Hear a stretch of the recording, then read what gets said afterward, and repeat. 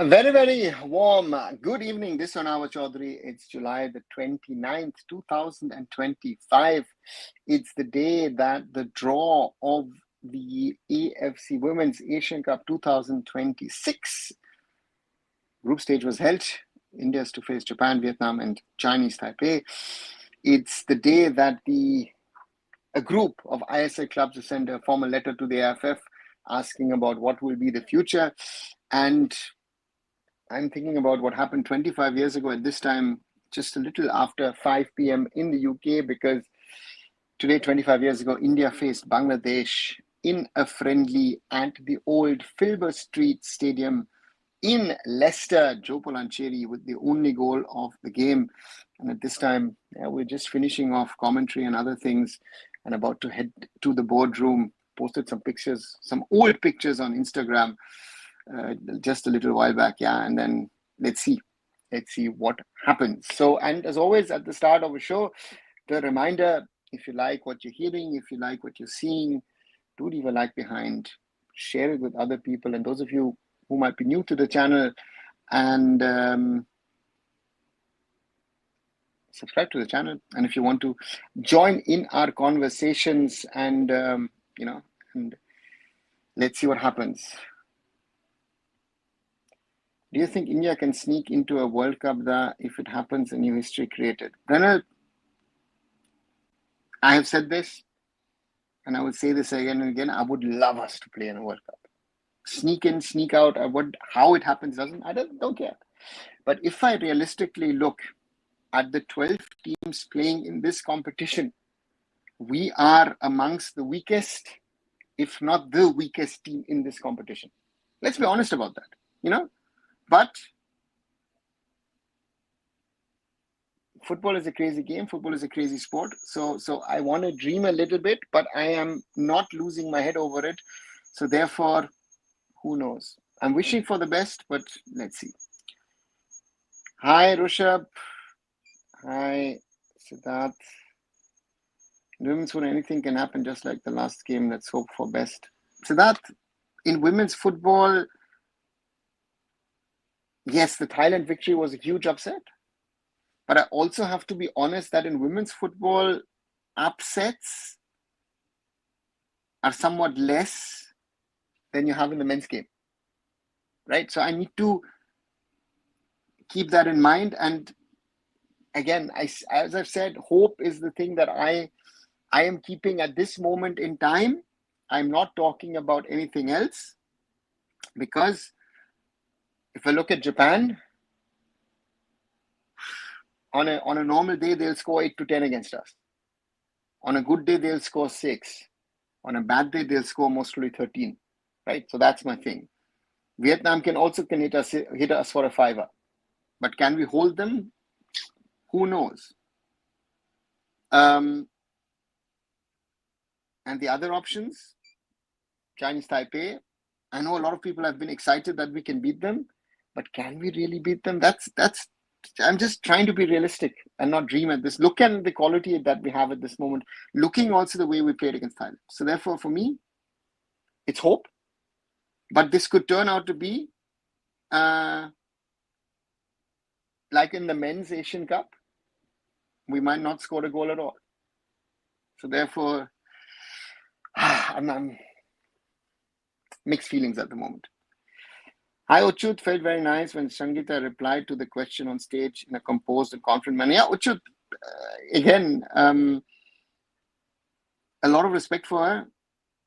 For me, that she stood on that stage, as you say, confidently, proudly represent India, proudly represented the country, proudly represented also herself.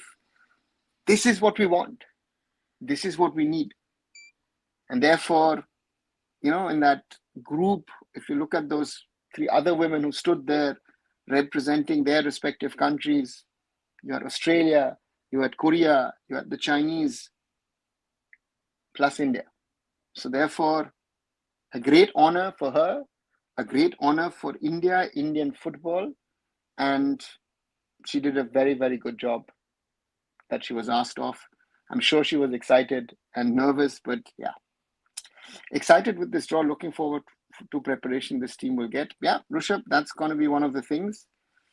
Which is, I would say, good group for us. With proper preparation, we might just make it to the knockouts, or at least one of the best third place sides. I honestly, that is what I'm skeptical of with this. How much can this team improve from its current level with some sort of preparation of the next 6 months? Because that's the challenge, right? That's the challenge. Yeah. And therefore, I don't want to get disappointed. I'm going with limited expectations into this. I'm going with a lot of hope into this tournament. If we survive the group stage, brilliant. If we get into the playoffs, into the quarterfinals, even better. And then we'll see. But at the moment, I know a lot of coaches like to say that we should look at it from match to match. We face Vietnam in the first game, and then we'll see. Honestly, I think we might have a chance against the Chinese Taipei, but again, they're a very good team. They've beaten us in the past, and with them the same Japan, we should be conceding as low as possible. That's the problem, right? That in theory, so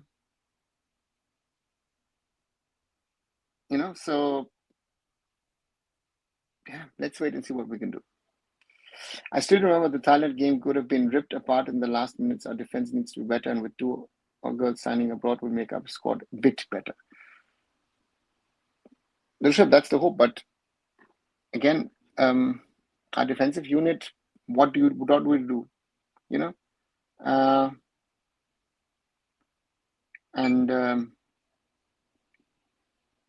Let's see. Again, Thailand game, we survived. We got over it. We got an excellent result. Now the question is, how can we take this whole thing a little forward?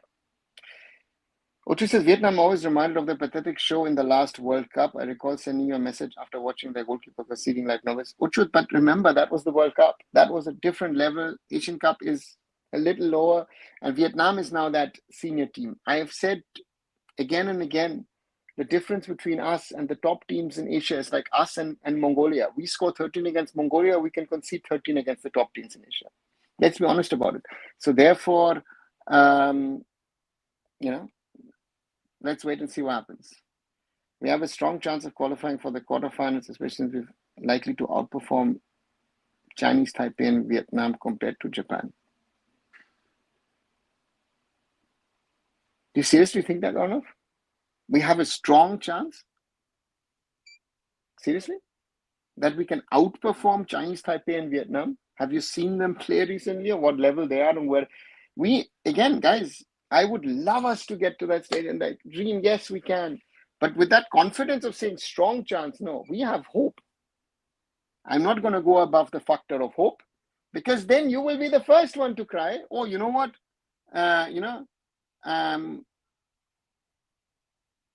Where are we going? How are we going? And how are we going to prepare?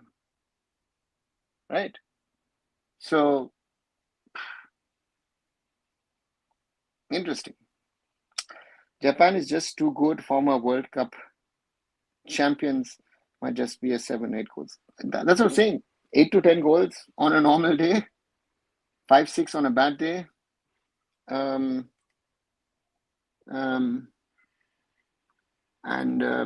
The question is, how do we take? As I say, I think we need to take it from match to match. Let's see what we can do against Vietnam, and then again Japan. And if we're still alive, then we can fight against Chinese Taipei and maybe try and get something out of it.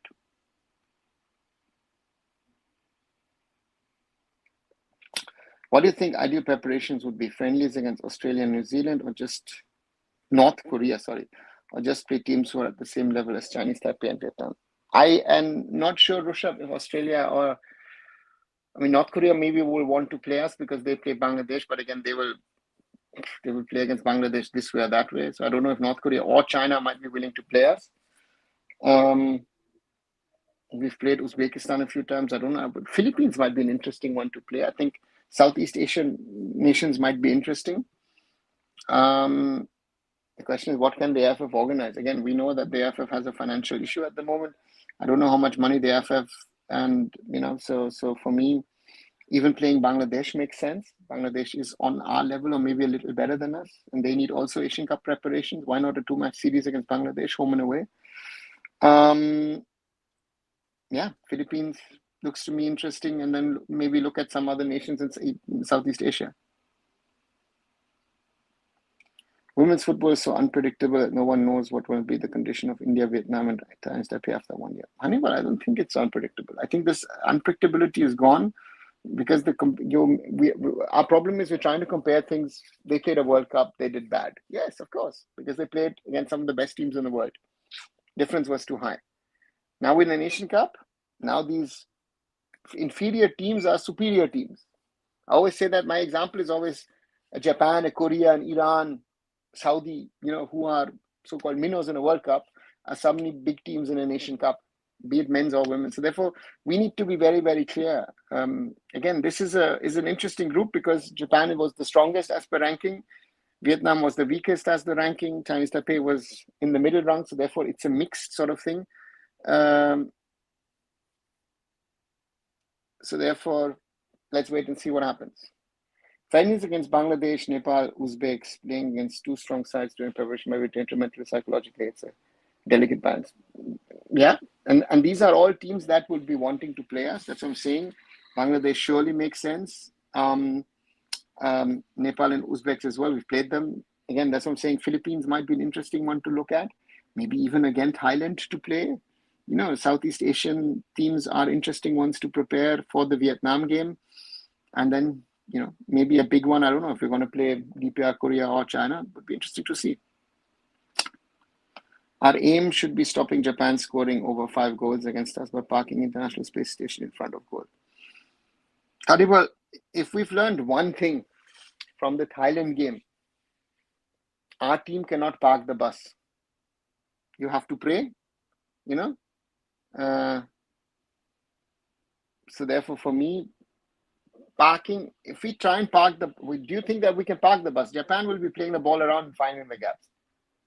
Parking the bus with this level of difference will not work. Right? It worked against the Thailand, but it will not work against Japan. Other thing is few of the global powers of information. Yes, Uchut. Korea, Japan, China, South Korea, Australia, all of these teams are biggies in world football in the women's game. So yes. Good evening, Dark Knight. Welcome back. I really hope they don't organize these Intercontinental Cup where stronger teams won't be sending their best team. Will Shubhra be involved in these friendlies? He's just in charge of men's national team. Shubhra is in charge of national teams, not just the men's. I don't know how we can organize an Intercontinental Cup. I mean, my question still is, where is the AIFF and how the AIFF is going to fund that program? That's my concern at this moment in time. That's the challenge that the AIFF have, that they have to find budgets available or make budgets available, and therefore for us, the challenge is a different one, I hope, and let's see where we can take it. Hope women's shows fighting spirit in AFC Women's Asia Cup. I think that will show. It's just a question of will the difference of quality, of class, so therefore for us, I think fighting spirit, passion, grit, determination, all the things that we showed against Thailand, we will need. And that is going important.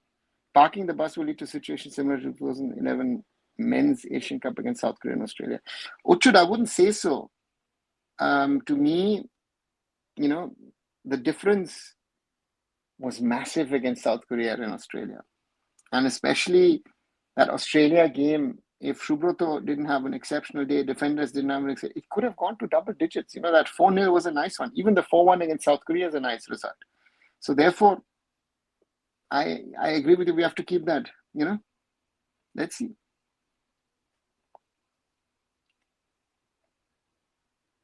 So if we cannot park the bus, should we attack aggressively? If they score 7, 8 goals, we score 2.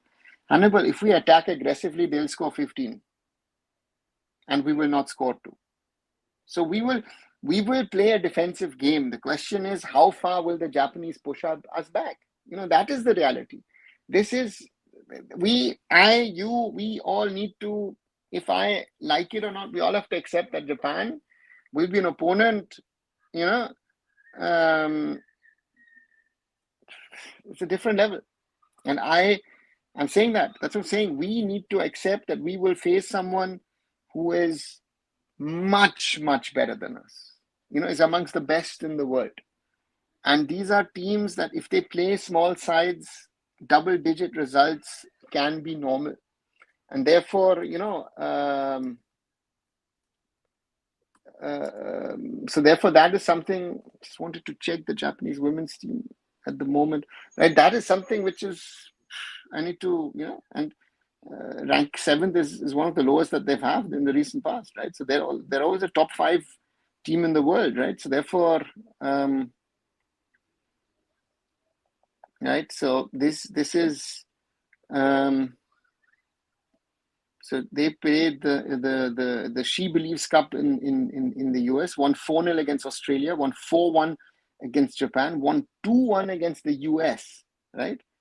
Then played a friendly against Colombia, 1-1, then beat them 6-1, then played friendlies against Brazil where they lost 3-1 and 2-1, lost 3-1 to Spain in a pre-Euro friendly, and now they just played the East Asian Football Federation Cup, beat Chinese Taipei 4-0, drew 1-1 against South Korea, 0-0 against China. So that's the results, right? So they normally don't play smaller teams, right?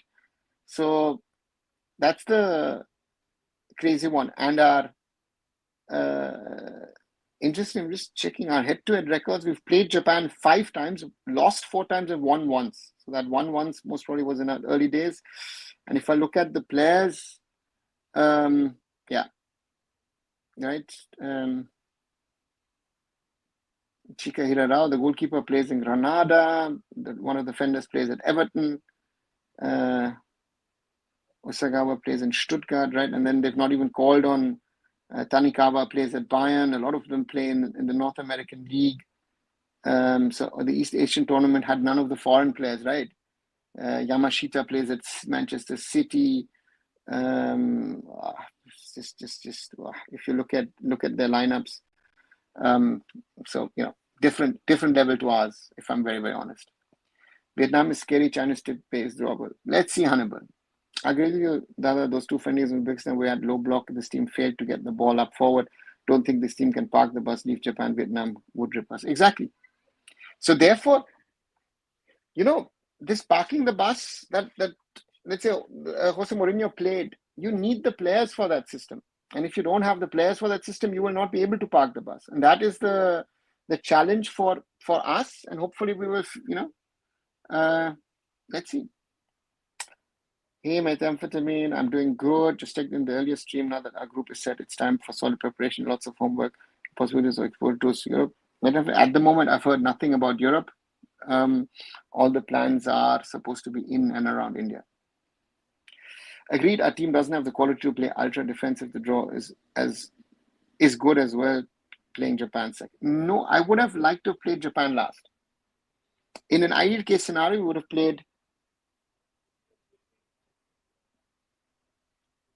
Vietnam first, Chinese Taipei second, Japan last, because then by the second match, you would know where you stand. Even I saw best place third finish. Few of them will qualify. Okay. Sarate will keep the same set of 30 players with national team or in according to form. Try new faces. I would think that they have a core team of 30, 35 players. And if someone convinces them that they should be given a chance, they will give the players a chance. If you remember, India used 17 with Vikram Pratap, was in the squad, had played almost 90 on defensive against South Korea and quarters. Can we replicate something with Japan with women's team? No, we can't. See, methamphetamine, this is already the problem that we have, that we're comparing men's and women's football. We're comparing defensive setup. This even if the men's senior national team now tries to play defensive against top Asian sides, we wouldn't be able to keep them, And to me, Therefore, we've just discussed it before you, I think, came in. Ultra defensive sounds nice, but ultra defensive, I think, for us doesn't work. I don't think we have the players to be playing that kind of football. We have to find a way of going out attacking against the opponent. Yes, we think no. We have to try and see that we keep the shape and then hope that we're able to create something. I hope the team management will do intensive homework like analyzing opponents at the individual level. Yeah, I hope so as well, Uchit. If preparations are planned properly and goes right, this team might pull off what our men's team did in 2019, stay back, hit on counters, not to forget parking the bus cost us against Bahrain again. Again, Rishabh, we are making these comparisons. I don't think that the comparisons work. Again, the difference between us and the teams at the top in Asia is on a normal day a 10-goal difference. Let's be very, very frank about this. I know, a lot of people are talking about third place, this, that, everything. It is not gonna be that easy. So let's be clear with that. Porto, we got a decent team. China and Korea would be deadly compared to Vietnam. Yeah, only surely we got the easiest of the three, but still Vietnam is Vietnam. Again, totally different scenarios, but hope you get my point. I get your point, Rishabh, but my point is we don't have a team to park the bus. And in the women's game, if you park the bus, you concede goals. Right? We had problems with this defense against Thailand. Right? If Thailand had a little bit more finishing, they could have scored 3-4 in the last 10 minutes. So therefore, just think if playing against Japan, they would have scored 7-8 in the last 10 minutes. So therefore, that is the problem. How long can you keep this game respectable? And then you will most probably concede. By the way, Hartisha Jain signing for Romanian Super League side. Your thoughts? Good. What should any Indian player who goes abroad is a good step, and therefore for me, that's what we need to think about. For me, any player going abroad at this moment in time is a good step. And then you can see what happens. So therefore for me, her going out, very good step for her. And if she can, get something for herself, maybe go to a bigger club, learn something, then should be good. Should we get a good foreign coach? I think that's the question to ask. But the question is, do we have the budget for a good foreign coach? Guten Abend, Aditya. How much do you think will be required to be the best third place team? 4 points. It depends on how the groups shape up. The point is, Group B, I think North Korea and China will most probably destroy Bangladesh and Uzbekistan. So for them to get to 4 points looks very difficult. Bangladesh, Uzbekistan, Uzbekistan is a little better than us. Bangladesh is a little better than us. There might be a draw in there. So maybe there could be one team finishing on 1 point, or both the teams. That would make it overall interesting. And in Group A, Australia, Korea, South Korea, Iran, and Philippines. That's an interesting one, because Philippines could be a dark horse, in my opinion, if they get all their origin players in time and they can settle down. So that's therefore 4 points could be, maybe even 3 points might be enough. Today we saw peak Khalid tactics and what you can do with the Indian team. Literally, that army team dominated Jamshedpur FC. I condone. Look at both the games they've won so far, right, against weak opposition. We should recall all players, try everyone, and then select the best. Yeah, I totally agree. Isn't it funny we don't have players to play the idealistic attacking football, and at the same time we can't play peak Jose ball? Counter-attacking football is where we could do something, be it any national team. Yeah, Rishabh, the point is we have to live with the players we have, right? So, let's see what we can do and achieve. I think the best thing we can do is get third or second position. We can defensive against Japan, make sure to concede the least amount of goals, then we win against Vietnam and Chinese Taipei. Aditya, no. Yeah. So, this is for me, I would love to have this scenario, but to me, this is La La Land. This is, not in reality. So therefore, I would hope it, but I don't see us having the quality to break down Vietnam and Chinese Taipei in the sense that we're going to get 6 points. I don't see that at the moment. I hope I would love to be proven wrong. I would love to be proven wrong. Overall, good draw, good tactics and preparation. We can pull this off and get into the quarterfinal. Yeah. Yeah. I don't agree, but hey, ideally, even one win can qualify as best 13. Could be. It depends on what happens in the other two groups, guys. Again, all of this, you guys are speculating left, right, and center. I'm speculating left, right, and center, and we're trying to calculate this and this permutation. Listen, once the games begin, we will see what results come out. That is the problem, no? You guys are talking about 3 points, 4 points, 6 points. I am starting off even lower. I'm starting off with 0 points at the moment. We are one of the worst, if not the worst team in this draw. This is what people are forgetting. Finishing second in the group, right? Looking at what our quality is at the moment. I don't know if you've seen the matches of India in the last 2 months.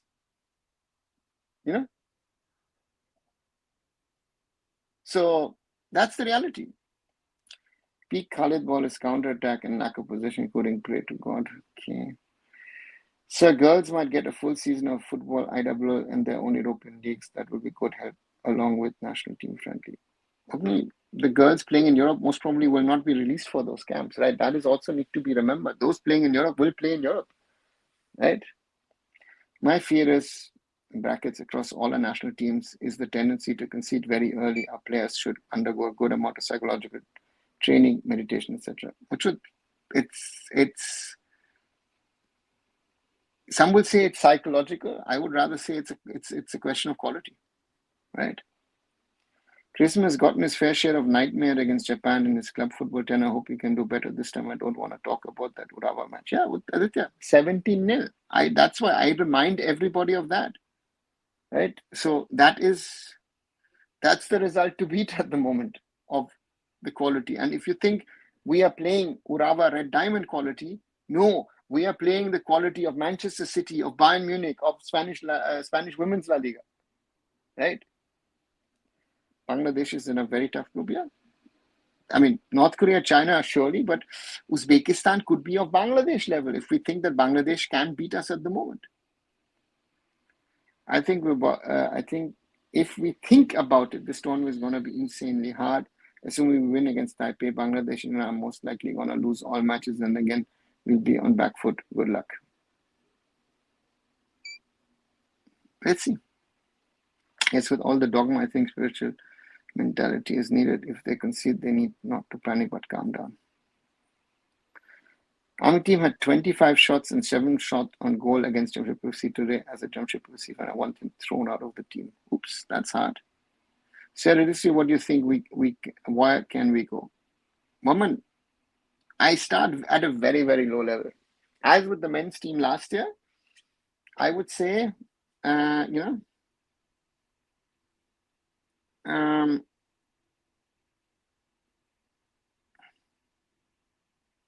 first of all, I want us to score a goal in the tournament to start off with.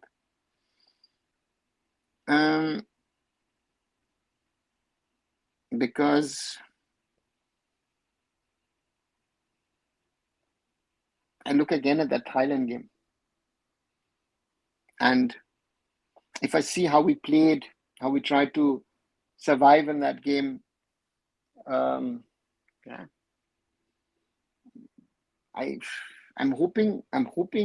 wishing, but my head is saying something else, right? So that's the problem that I have, that I myself am thinking like, in all these, we might lose all the matches without scoring. Sorry for being pessimistic, but there is a lot of difference in quality. Actually, that's my fear. I think that's realistically for me, fourth. Anything better than fourth is a huge success for us. Scoring goals and better than fourth. Let's see. I think it's a fourth place finish for us. Yeah, that's my fear. We here having the same talk during the men's Asian Cup where we will draw against Uzbeks and beat Syria, and rest is history. What happened there? Icon, that's my problem. That's my problem. I exactly agree with you on that point because, therefore for me, anything but finishing fourth and scoring goals is already a success, if you ask me. Right, already more than 30 minutes of this live. Quick reminder, if you liking this conversation, if you're liking the discussions here, do leave a like behind, share it with others. 8 likes only so far. I think we can do better. And of course, if you are liking it, you're new, you haven't, please subscribe to the channel and become part of the family. We're at 2,800 at the moment. Thank you very much. And yeah, let's keep on growing the community. I don't get it on you think Indian women's team cannot win against Chinese Taipei and Vietnam, but you have hope that the Indian men's team can defeat Singapore twice in Bangladesh. Yeah, I do. Because if you would understand the gap in the difference in the women's game compared to in the men's game, then the men's team actually from a potential to me are better than Singapore and Bangladesh. 100%. But the women's team beating Vietnam would be a sensation. And even beating Chinese Taipei or drawing against Chinese Taipei would be an upset. In the men's, it isn't. In the men's, our problem is that we are not playing to a potential. Minerva might have snagged an invite to the MIC Cup 2026 Tektro India Football Hub blog today. Into big news coming on the final Norway Cup blog. It's going to be massive. It's true. Private agent, I've said what I think about playing these tournaments. I would rather play international friendlies, come and play teams, because these 7-a-side, small-sided games, nice. Are you fielding the best or not? What are we learning? Simple question. I think we can leave the calculations at all I'm looking for is the preparations and how this team will be playing against stronger teams. Yeah, this is the problem, right? We're getting too theoretical, and a lot of people are getting carried away. And we got carried away in the men's team as well. I said, and I still say this in the men's game, in the men's, I said,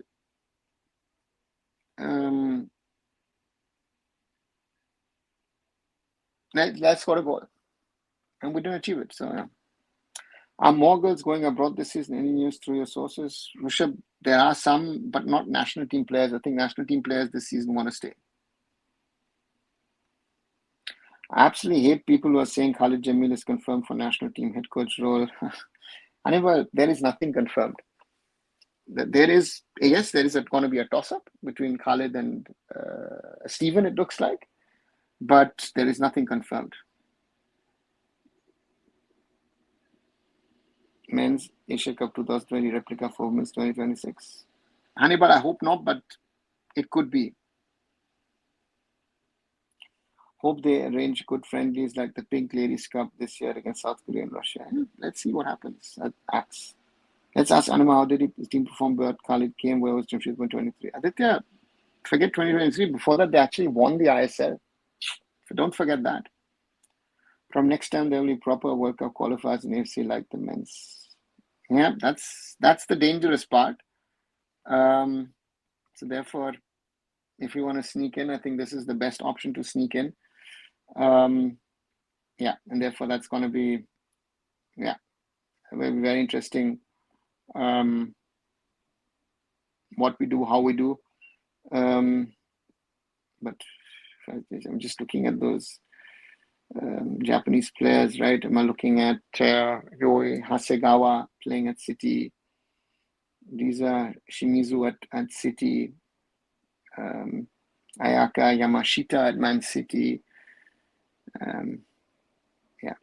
Auba Funijo, 4 players at Man City. We've got Momoko Tanikawa at Bayern. Japan. Yeah, impressive, really impressive. So that's that. Yeah, again, let's dream, let's hope, let's wish. So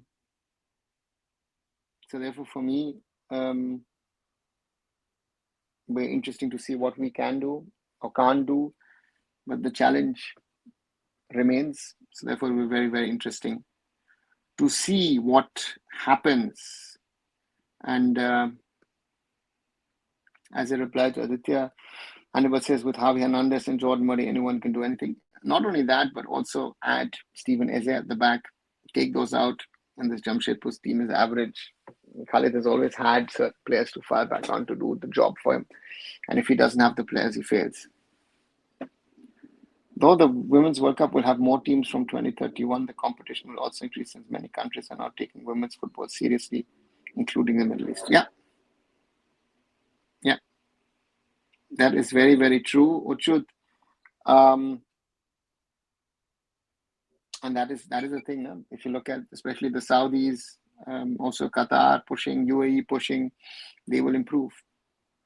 Continuing from yesterday's point, I realized one thing: all these Indian football creators, all they can do is break down these mastermind tactics, which makes them look like they know everything. Yeah, yeah. But they don't have an effing clue. This Shavish has exposed a lot of these creators, to be honest, in those areas. Never seen someone say those stupid, yeah, yeah, you know. Without foreigners, Jamshedpur FC lost to Indian Army team last year. That's an interesting. There's my suggestion that we play a counter-attacking football against Japan. Aditya, how many goals do you want to lose? How many goals do you want to lose? 12, 14, 15, 16, 17? Do you think that we are capable of playing counter-attacking football against Japan? Do you think that Japan will fall into a trap and allow India the space to play counter-attacking football? Just a thought, right? So we need to be realistic of what we can play against this level of competition, right? We can dream of things, but we have to be, we have, that's the challenge. That is the challenge. No one in Jamshedpur FC fan group chat wants to continue with Khalid Paul. Interesting, Hannibal. Very, very interesting to hear that. And I see, because we're talking about the women's game, I see that I have a guest in here, and I'll add him here. And there is Shaggy. Hey, Arnava. Hi. I asked Shaggy, and I also asked Roshan. I've not heard from Roshan back, if he can join in, because those guys follow a lot of the women's game. So I thought, rather than me only blabbering, and I've done that already in the afternoon for nearly 2 hours, to get a little bit of a fan perspective on this matter. Shaggy, you follow women's football closely at different levels. Japan, Vietnam, Chinese Taipei in Group C. What was your first reaction when you realized, okay, this is going to be our group? So I was like mightily relieved in one aspect is because obviously we have Japan. So there are no two ways around it. We know what Japan is. So I don't want to comment on Japan, but I was looking at what are the other teams that we draw, right? So anybody who's saying that we are going to beat Japan or level, like let's not go there. That's not, we are not at that level. We are not, no amount of improvement in 6 months can get us to that level. They are at a different plane altogether. My only worry was when we drew pot two, whom will we draw? So pot two was a more important thing, and for somehow the biggest part is our opening day fixtures are always something which I don't look forward to because we get the pot one team and we get bashed very badly. Now the only good best chance was draw, get a pot two team which has the lowest rank, and I'm saying try to get some result out of them, because that's a good start for your campaign. That's the only thing we can hope in this whole thing, right? And somehow there is a factor of luck that we do Vietnam. I'm not going to say we are going to defeat them, but we have a good chance. Like we have an opening day chance where we don't get bashed very badly. Okay, we our football is like, I believe when I look at Vietnam, when the last time we met, we did decent because against coach Mai Dak Chung, who's a very legendary coach. He's 73. I think he should be 75. When we met them in Paris Olympic qualifiers, I was a little bit more hopeful. We kind of, our defense didn't stand up, which is again a different Achilles heel for us, because our second half defending is woeful in Indian teams. Something that's probably with Thailand, I could see that is some amount of improvement. But But I was Shagish, wouldn't you say just let's talk about those last 20 minutes, 15, 20 minutes against Thailand, right? The girls showed a lot of determination, a lot of grit, but we were also lucky that Thailand that day was terrible in their finishing and never got the ball in the right position, and also 96-minute penalty wasn't given. So this is something which you will have to think. Even though okay, I look at the women's Euros and then weird penalties were given or not given. Again, that's also refereeing can be a discussion, right? Indian football fans love that, but the point at the end of the day is how much can we improve over the next 6 7 months to solidify our defense, right? Do we see that Crispin will continue with whatever he has at disposal? Uchud has been asking this question over the last few weeks since we made it to the next stage. Does he consider bringing back experienced players, giving them a chance in camps, thinking about Ashalata, thinking about Dalima, thinking potentially even about a Baladevi up front, to give that team some level of experience because these girls have played at a higher level? Or do you stick to the group that you have and see what happens in the IWL and maybe bring in even some younger girls and let's see, because yeah, international experience will count. I think, at this point, when I look at it, right, when we went into the whole qualifiers, right, I think the one starking feature is that senior players were dropped, who are above 30 were dropped. Okay. And average age of the squad came out to be very low. I think we would probably be one of the youngest squad. And then it came down to a very different psyche, what is being developed right now. Like if you go behind the coach psyche, what is the trust factor? This is something which I am like looking with from Coach Crispin, is that somehow his, when you look at Odisha FC, and now you are looking at him in the Indian team, right? I'm seeing that he's promoting those players who are probably playing his style of football. And if you look at his style of football, it was very clear when he adopted a 4-2-3-1 against Thailand. Okay, where our defensive shape was like one attacker, and then rest of them were like, off the ball they were mostly 4-2-3s. So I have, I think that's what he's going to deploy in, given minus the prof. Who are the personal? I don't want to comment because again that's a very controversial issue Of of course, draft. always. And that there are a lot of other things that will happen because he's also a coach of Odisha FC. So things are there. But overall of the shape, I feel is banking on more of stamina players for lasting for the full 90 minutes, who can run like crazy and try to push out the ball. So I think his psyche is drop the age, get more younger players.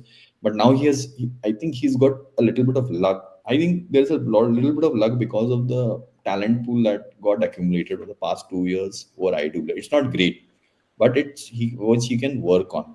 It's not that something is like he has to start from the scratch. Somehow he has got a bunch of players, and with the under 20s also now, which passed on from 2022 from Thomas Dunnerby, where we can see actually how those in 3 years how these players, young players, have progressed. Like you take the example of Linda, okay, Prime Shilki.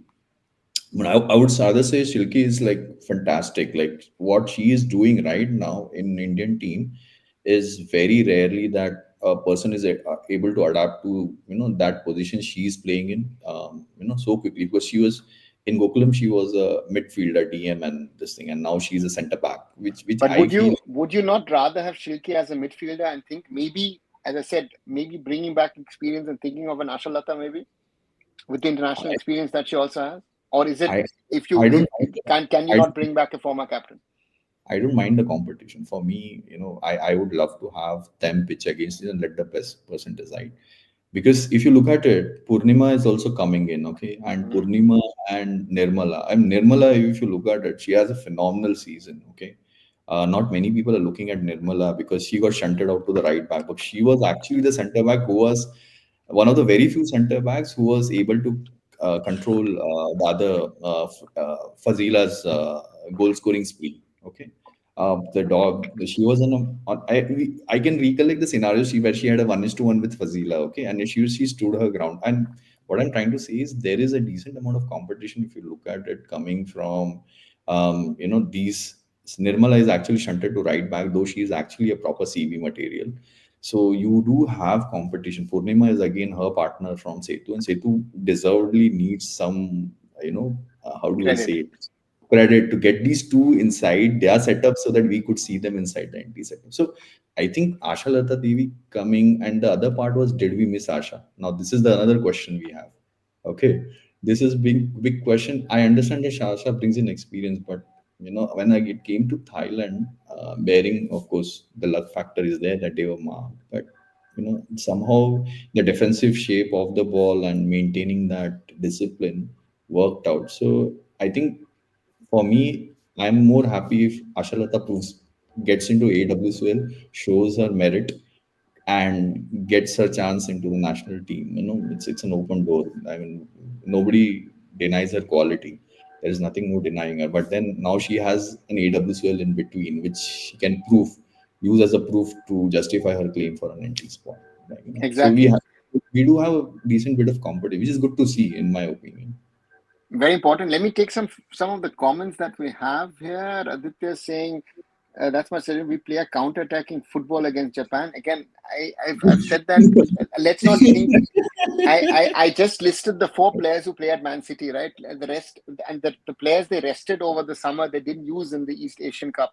So therefore, on a It's normal not. day, it's normal 8 to 10 on a normal day. Let's be honest about it. If we can keep it less, I'm very happy. If it's going to be more, it's going to be like an Odisha Urawa Red Diamonds ladies. So I'm a little worried, but there's also this conversation again. Okay, Khalid, forget it. Can do like we cannot defend, we cannot attack. Then what exactly can we do? Aditya, yeah, that's a good question. Shaggy, what do we do against? Let's be honest. On paper, we are playing 3 teams who are all superior to us. And I think we realized in the chat, I think some people are realizing today that we are talking the same way we were talking about the men's team before the AFC Asian Cup 2023 in January 2024. We said, oh, you know what? We will beat Syria. We'll draw Uzbekistan. Knockout stage sorted, right? That is my big concern. That are we getting carried away by thinking, oh, you know what? Because that the World Cup somewhere is lurking around in the background, right? That dream of qualifying for Brazil 2027 is something which is there. How do you see that again? See, How should we play these games? I feel personally like this is my personal thing, right? Um, I look at mostly who are the coaches, okay? Because coaches play a very big role in modern day football. You cannot, and in women's football, probably even more than men's Yes, football. Let me just put this out, right? Now, whom do we have for Japan? We have Niels Nielsen. Okay, Niels Nielsen was appointed. Why did Japan appoint Niels Nielsen? The whole point that Japan appointed Niels Nielsen was because they thought that because of the World Cup they were not up to the mark because of the World Cup that they faced, the defeat that they faced in the World Cup. So they changed their coach to improve that, bring in the European experience to guide their teams in a World Cup. So this was probably one big transformative movement that I could see, is that even a club, even a country like Japan is thinking about changing its course because it wants to retain. So then you have the Vietnam coach. Vietnam, if you look at it's been a little bit on and off because Vietnam, when it qualified to 2022, they were phenomenal team. But eventually in 2022, when they were one of the successful stories of Asian Cup. the that time, because they went from that was their first entry inside the World Cup. Okay, but post that it wasn't that good. I feel even Paris Olympic qualifiers, when we met them in Paris Olympic qualifiers 2-1, I feel like they were, and subsequently they didn't qualify for Paris. Okay, so I think they have still retained the coach. Their top players are still there, and if you look at it, they have something with. I believe now, if you look at it, Asian Federation, what is happening, and we have two teams coming from the AIFF. So we are like at a juncture where SAF, ACN, and it will be like a good comparison to do Hmm. like what is really happening, because we managed to get past one ACN team. Now we have to see whether we can get past it. So, but I feel Vietnam is on its day. They have players like Pham and New is like a legend, like Sunil Chetri. Okay, for them, she has been playing for long, and then she has been. And she was a And she could. herself alone destroy us, right? That's the Alone main. distrust. She's that capable. There is no see new and news quality is absolutely no. She is a legend in Vietnamese football and actually women's football in East. So there is no two ways about new. Only part is what are we going to do about it now? That's where I think the question comes back to like a dog catching its tail. What? How do you want to prep up for this? Right? You cannot change those things. What you have to do is change about thinking about what changes we can bring in. And you come to Chinese Taipei. Okay, Chinese Taipei. If you look at it, they were one lucky beneficiary because North Korea moved out of the EF championship and suddenly they got the spot. Okay, and if you look at the city, the new coach that they have hired from 24, he is actually a pretty good change compared to what results he is churning out. They are not an easy team. And no, for no matter what people tell you, I think he's also a very decent coach who is going to get results for Chinese Taipei. He's a result-oriented coach. He got a goal. I remember that when he got in 2024 somewhere, he got a goal against the Matildas. Okay, it became a very big sensation because this was their first goal against the Matildas. It was a friendly. So it's they on their day, it's they have the coaches that can deliver results. They have the players that can deliver results. Now it comes to us like how do you want to prepare for this? And the preparation for this cannot be a normal preparation, cannot be just be like we playing. It has to be a player pool which is ready for this kind of a challenge. I don't know how whether we have that player pool ready. We have Crispin is motivated, but tactically over a 90-minute period, defending is a very is a very how do I say defending for 90 minutes is I don't know, it's not an easy affair. It's not a joke. Nobody manages. It sounds easy, like park the bus. I mean, I always go back to Champions League semi-final, Jose Mourinho versus Pep Guardiola, and Inter parked the bus for 2 games, right? More than 2 games. Exceptional. But how many times have Germany parked the bus the other day against France? Exceptionally, even though they had counter-attacking chances, right? But you have to have that quality, right? So therefore, from that perspective, I think parking the bus very, very difficult. Hannibal asking if you are the man behind Indian women's football page on X. Can you confirm, sir, please? I'm not. That name is not mine. Indian. I'm Indian footy, but I'm not No, Indian you're women's football page. you're something else, right? Yeah, you are. 1 second. Where am I? Where is this? 1 second. Let me remove your India Femi Footy. Yeah, you've written it down. That's the account, Hannibal, under which Shaggy tweets. And Ochut has an interesting example. Remember playing against a far superior team in my college days. We lost 4-0 probably, but just keeping up with the team was so difficult. I feel what our girls are up against. Exactly, Ochut. And that's something I remember I played 23, our Legends game over here. So we had our Renshad Legends playing against ex-pros. And I had to play against a guy who used to play at FC Cologne in his mid-50s, and the guy is still fit. He was 10 meters behind me and suddenly he was 10 meters in front of me, right? No chance of catching up. And that is something which will be the psychological side of, will you lose it in your head, or are you willing to fight for those 90 minutes and block as many shots or block as many movements, try to get the ball away from such opponents? And that is, I think, the biggest challenge in these kind of matches, right? Rushabh says, stay back, not park the bus and try to hit on counters. 2019 men's national team campaign is a perfect example. When we parked the bus against Bahrain, we basically effed up. Very true. But 2019, I have to also say, I always say that was the most attacking teams I've ever seen in my life over Stephen Constantine, right? So especially the first half an hour against UAE, Ashik needs to score 2 goals, and we could most probably have topped that group, right? So therefore, that's a different kind of discussion, actually, what's happening. Aditya says, don't want to be called a lunatic, but what if we get a 1-0 against Japan? Aditya, sorry. I would, again, I think, Shaggy, all of us would love India to win 1-0 against Japan, right? But we are so far off. I give you an example of 1999. India lost 1-0 to Japan, and Japan went to the Women's World Cup in 1999. So also this whole conversation, this is the closest we are to the Women's World Cup. No, we're not. This is, again, sorry guys, a lot of you guys forget that there's been football in the past. There's a lot of history. In 1999, they came for an extended camp here in Germany, right? And after that, what happened is that Sujata Kaur and Orpana Seal actually got a chance at TSV Kreilsheim. They came over, second German division at the time, convinced them they wanted to keep them, but again, no, it was an amateur league. The second Bundesliga time, they didn't get a work permit. So those are the realities of things, right? So therefore, Rushabh answering impossible. Aditya, levels are nowhere near. We struggled to keep the ball in the final third against Uzbekistan in those two friendlies. That's also a good point, Shaggy. The friendlies in May against Uzbekistan, we lost both of them 1-0, but were they exactly what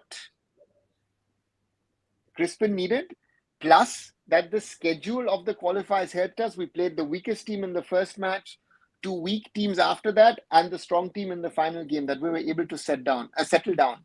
Was that really what worked for us? I think if you look at it, right, when Crispin got appointed, so I'll have to take it a little back because, Sure. our conversation comes because of the friendly cards. But if you look at the Pink Ladies Cup, right, if you go a Yeah. little back, and because Crispin's first tournament was Pink Ladies Cup in February when he got appointed in Jan Feb. Pink Ladies Cup, and we went and played the under 20s and this thing. So it was very clear that Crispin was looking for some sort of a formation. He tried many things, okay, and I think gradually what we couldn't give him eventually over a period of time is what every coach needs time, okay. So Crispin had to deliver on a very short time basis. Okay, so what he did was he used every opportunity that he got to experiment a lot of formations.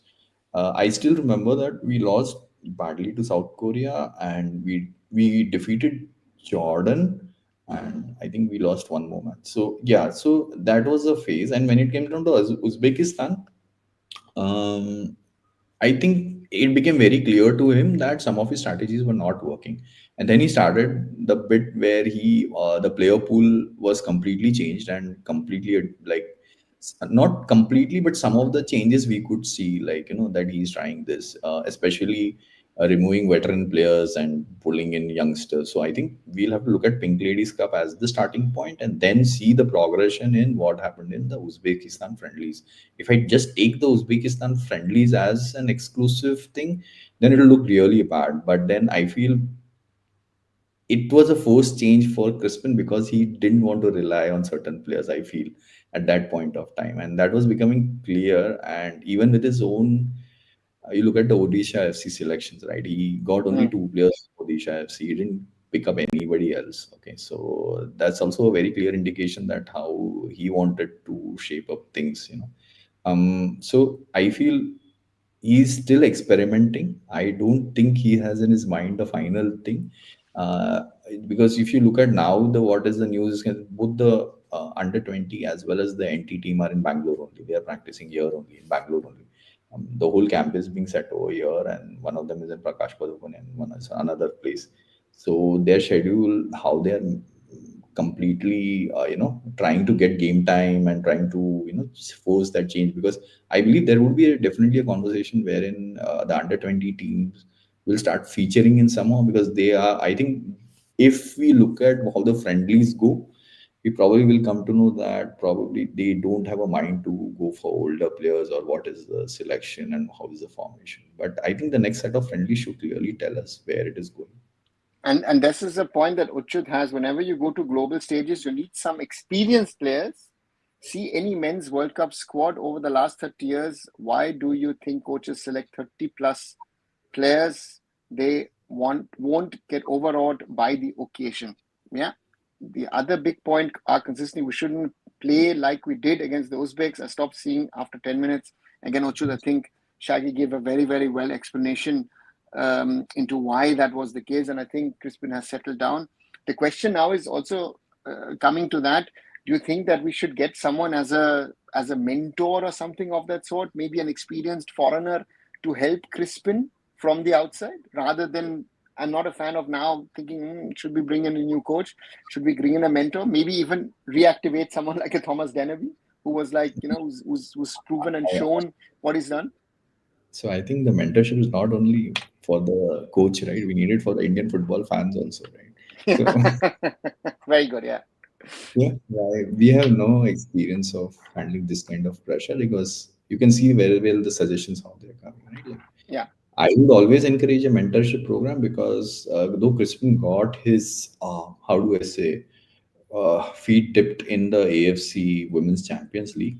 So he actually got the benefit of AWSL. I feel somehow he realized that you can't just be a predetermined coach and you need to go and find out who's the best form. See, his selection of Priyadarshini is completely out of the box. Nobody expected Priyadarshini to Hmm. make it because we saw her in Karnataka Women's League. We knew she was good, but whether she was that good, we always had to win. But then she was able to systematically sustain it, though she is not an outright. Now, since Crispin wants to adopt her to a number 10, now that's something which I am not very sure. But of course, she has talent. I don't deny it. But you in India team, we don't have a player like we haven't replaced somebody like Indumati. Okay, Indumati has been the connection between the attack and the defense has been missing for the past 1.5 year. Ever since Indumati has retired, we haven't got a player who has filled her shoes, and I think it's somehow got covered up during the Thailand match that this somehow the formation worked because he gave a little bit more freedom for Sangeeta to go up front and join the attacks. Okay. Somehow he relied more on the attacking capabilities of Sangeeta. So I think we have a vacuum right in the center of the pitch where somebody has to take that onus of that kind of a player has to be coming wherein joins this. That's where Do I'm do saying that you do you think if we're playing a 4-2-3-1 that maybe using maybe Manisha as a number 10 rather than on the wings, that she's more see, involved, or is that would that be something of an experiment which doesn't work, especially if also if let's say Somia and others are back and fit as well. I'll just go with what I've seen. Okay, with Manisha. Manisha when she joined with PAOK, right, AC PAOK, and where she played, right. She has pace, but I think she primarily relies on her pace. So it comes down to whether when it comes down to the middle of the park, it comes down to finding that little nooks of space and corners and getting that ball through to the main attacking players or joining the attacks. I mean, it's a very different type of instinct, I believe, from my understanding. Hmm. So Isi Pauke, what they did was from her winger, they promoted her to a striker rather than playing her in a midfield role. So I think I saw that what the best advantage is like you could not match her speed and you cannot match her agility once she start when she knows how to pace her game up. That's the best part of it. But whether she can control the midfield, draw the critical fouls, take the control of the game and this thing. This is something which we can try. We have a lot of time. But I don't think she's an outright fit for it. It will probably Be- come down to because my question is, if you're playing her wide, is she then wasted in that position if the ball doesn't get to her? okay. That So is my I thought in those games. if you want to, you have. I personally see that. Uh, how do I say it? Like her as an outlet. Okay, more. So when the way we are shaped out, you can go a 4-4-2 and say that okay, let her be the other striker and let her just take on the players in the kind of opposition she will be there. You can try her, but that in the midfield she'll get crowded out. She'll not be able to unleash because I think even if you look at the amount of fouling that will happen with these top teams, right? She'll not be able to generate that much of an output whereas she is able to take a 1:1 against one single fullback or a wing back or one single defender. I think that's where I have a little bit of concern that she's never played that role. And whether she's ready for that challenge, I mean, I haven't seen any, how do I But say but you're it? saying if it's going to be a 4-4-2, you could consider her of being an option of being that sort of that free mind of. moving up and down, covering. Down, yes, always like she can change the perception of the opposition. We need somebody Mhm. who puts double thoughts in their mind whether they have made the right decision, right? Like end of the day, it's all about tactically making the other person think that, hey, don't underestimate us, right? Like okay, there's a more thought to that. That like I think if they do have her, then I think Sangeeta is one thing, one player I would love to have, and probably they should promote Shilki up the park. Like then you would have something of a very amazing situation, wherein you would have pace all around the midfield. Okay, which Which you you can will almost need. No? You'll have a lot of covering, right? yeah. You But know, then again, you and crossed over two halves and enough. yeah, yeah, that's it, right? Oh, Rishabh says we're going to be what Panama was in last men's World Cup. If I'm wrong, we should celebrate even if we manage to score a single goal like how Panamans did. Um, Rishabh, I think I agree on that point. That first of all, let's celebrate whatever we get to celebrate. That's why I always say that win against Thailand is something historic. Was big. I've said it. You've heard it, I guess, Shaggy, in the last few days. That I think that it somewhat. I feel it's been avoided in the media. I mean, we've the biggest media story was over the weekend, most probably of the year in Indian football, the Xavi hoax. So therefore, that's a reality of it is. I'm interested to see how much the Indian media covers tomorrow the draw.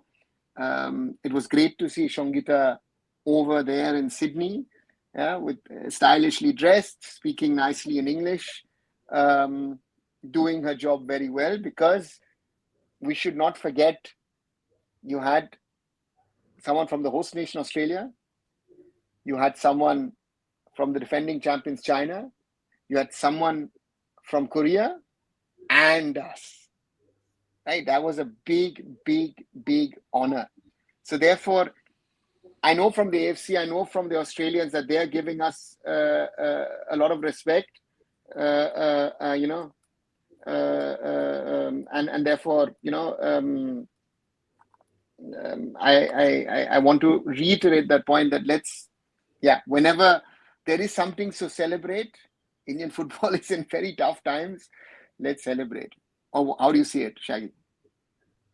I think let's just start with something which we nobody expected us over here. Okay, all right. So that's one big point. So once you have the stage right, and I think for some reasons somehow I wouldn't say it somehow, some of the things were happening in the background that were actually quite progressive in that sense, because the IWL got converted to a home and away season for past 2 seasons. Somehow that has boiled, that has changed a little bit of perception that about women's football in general. And I think when it comes down to big championships, right, that this is the time where you can sell Indian football. Okay. This is the time where we can say that, hey, look, we are a footballing nation, don't, and we are not only XYZ sport nation, we are a footballing country. And, that's what you have to convey at these kind of big stages, so that people actually think that, yeah, okay, these guys made it, so they must have some sort of footballing culture in them, right? Otherwise, it's mostly forgotten that what we were in the past, right? Our reference to everything in Indian football belongs to our past. Okay, Yeah, we don't have contribution from this generation saying that, okay, I have done this, right? We will go back 10 years, 20 years, 30. I mean, whatever years, number of years, 100 years, or okay, whatever it is, or maybe even in women's football, we go back to 79 and 83, saying that we were this great at that time, right? Maybe this is what the perception big changes that Indian football should have. Like, okay, we are in the present moment now, and so if people in Indian football can understand that what has happened is more important right now, to be that we need to focus right now, because we can't rely on the past, and we need to make certain critical decisions, especially with respect to what you said about mentoring. Bring in something who has that experience, right, to mentor our players. Bring in a sports psychologist. Like, that's big movement pressure. Everybody in the nation would probably expect them to, they will not know anything about women's football. They will expect to beat Japan. Okay, suddenly out of the blue, everybody will yeah. start speaking of those Japan, beat Vietnam, beat this thing. Everybody, like, you can't just go over there like this. So And this is. And something which we should not forget, also in Australia, we will have some level of support, right? No, Like in the Middle East, we will have in Australia some level of support, be it in Perth or be it in Sydney. We will have support from people of NRIs, of PIOs, of OCIs, and that's also a topic which I spoke about it a couple of weeks back. That when I was in London, that this is a topic that should we look at players. Mili yesterday signed for Burnley. Kira Rai is leaving Derby County. Those kind of players. If something yeah, changes? Should we consider bringing those kind of players in who, I had a long conversation with the girls from Pakistan who played. 5 of them were there at the event in West Ham, which was very, very interesting, right? And you see that a team like Pakistan was suddenly competing, after getting thrashed in the first game, that there is a possibility. So therefore, that's the thing. Manju Wilde playing in Portugal for Sporting Braga, right? Former German under-20 World Cup winner. So there is these kind of conversation that I would like to see, and let's see if anything changes in the coming weeks and months. yeah. So I was like just on this point, right? Like I was like so impressed with Leila Banaras. Like what a player, Yeah, what a player for her age. Like 19-year-old, huh? what a player. Like I was like looking at her like wow, like where the way she was able to drive through the midfield, right? Like a ram, battling ram. And I was like, who's gonna stop her? And she was such a spark in that Pakistani midfield, right? I was actually very hyped up about Mariam Mahmood, but then I was like Leila Banaras was like amazing to see during that whole period. Like what she brings on the table is pure joy to watch. So I'm happy that you were able to go over there and chat up with them and uh, you know see. I mean, And but and where is and and and Bangladesh is another topic, right? I think Bangladesh has a few options well in the UK and especially in North America. I think Bangladesh will be now proactively looking, and Bangladesh is for me also a good example. I'm not going to get into the politics and what the government did or what the government didn't do, but at least on a football perspective, the old and the new government has been promoting women's football, right? And therefore, Bangladesh football is where it is. Nepal were very, very unlucky against Uzbekistan in the end, or maybe karma. You could call it that as well. Um, um, Against Savitra Bandari and all that stuff. But it shows that even a Bhutan, winning 2 matches, huge respect. So, at the South Asian level, there is something growing. Hopefully, the next Asian Cup might be bigger and expanded to 16 teams. There's a lot happening, and that's, I think, a good sign. Ochut says, I've seen Orpana Shield, Buridi playing in my local ground in Bengali New Year's Day in the 90s. I was on the bench as a teenager, and she was competing with the men's with gusto in a number 6 India jersey. Orpana Shield, great player at the time, number 6. You would love to have a player of that quality with her vision, with her understanding of the game. And that's and therefore, yeah. And Kumar says, "Hi Shaggy, you look quite elder to me. Furthermore, nice to see you in a live on YouTube." Yes, Kumar. there's Maybe Indian football? maybe the gentleman was morphing his pictures on Yeah, yeah. Instagram to look younger. Rather, I can say like Indian football has made me that older. Following Indian football, I should have stayed away from it, but unnecessarily I followed, and now I'm all white. Okay. And yeah, and you don't even know if BFC is going to play or not. Eh? You're a huge Bangalore FC fan. Big problems in the ISL. And Kumar adds, I've seen Sangeeta in the draw of AFC Women's Asian Cup. She spoke well, and presenter also somewhat eulogizing her about fantastic goal. They were in tears with pleasure after final whistle. Kumar, we have a lot of respect. The way we qualified, I know it from my friends in the AFC, even top level AFC, they want us to succeed overall, men's and women's. They want Indian football to succeed. And the way we qualified, and Shungita scored 2 brilliant goals. I mean, that first one was class. And the second, oops, I just lost Shaggy. Hopefully he's going to be back. The first one is a class long range, and the second one, post the corner, was just brilliant, was great fun to watch. So therefore, that is something to remember. And seeing Shaggy coming back, there he is. And again, we are getting a lot of respect for that, and therefore that is nice to see.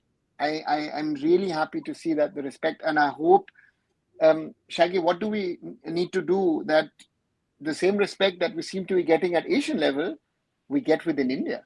I think that to me is a big issue at the moment, right? That we seem to be getting more respect at the continental level than at home. Yep, so that's been the Achilles heel of the whole women's football, right, for quite some time. I've been watching this for the past 3 years. So one of the things, so recently attended one of Kem's event, okay. And the one thing that some of these Bangalore-based teams are doing is they are being formed by professional. Like Kemp is one example. I'll just speak 2 minutes about them, Sure. because they are actually parents who have come together to, how do I say it, build a football team for their children. That was the concept that they came up with, and suddenly it took off, and now they have a whole squad under junior 17, 13, 15, everywhere they are competing.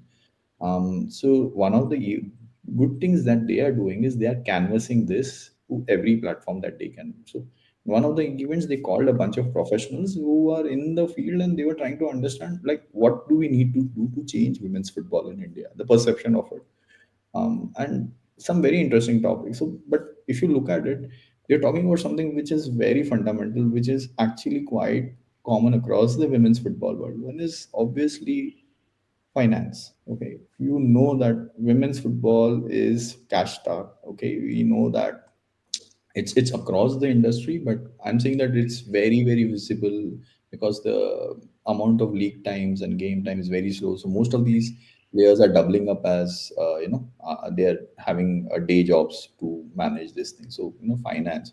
Some are talking about the visibility. How do you make this thing visible, right? Like the whole point is women playing soccer is not a very visible thing in India, right? Like it's now growing because we got this mileage out of a World Cup, right? Like, okay, because they had to prove it to get that attention. It wasn't a given to them, right? Like it didn't come naturally. Not many, like if you take the before the W20 qualifiers, there are not many people who would say that, um, you would support a women's team. But suddenly now that, and unfortunately, it's the men's team has also contributed to that part of their growth now. So I think the failure of certain aspects in the men's team focused this attention on the women's team, and suddenly at this point of time they did what you know was how do I say it? It just came at the right moment, the silver lining or whatever you say. So it just boomed out, right? Yeah. So I don't think it's a really an organic growth in that sense. It's not like these guys were loving football from day one. They just came when the moment came and the results came, and so this transactional nature of this whole football love is a little complicated for me. So you can't just be there at that moment of time when they're succeeding, right? Like it cannot be that kind of a transaction that we execute every time to grow a gradual fan base. Probably we are decades away. Okay, I don't think we are there. We are just right now very transactional in this footballing culture. We just support when we win, and then after that we forget. Like it's very common that when it's the nadir of the moment, everybody is dropping out or making some weird things. So yeah, so But I Shaggy, think Football India is making a very good point. In South Asia, Nepal, Bangladesh women's national team gets massive local support on ground and YouTube views, right? So that's also a very interesting trend that we've had. Raj, I'll come to your question after that.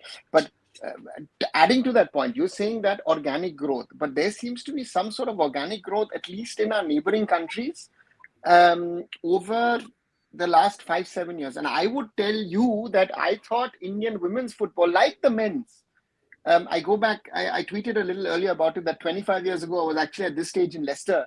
India just played Bangladesh and we beat Bangladesh 1-0, Joe Polancheri goal.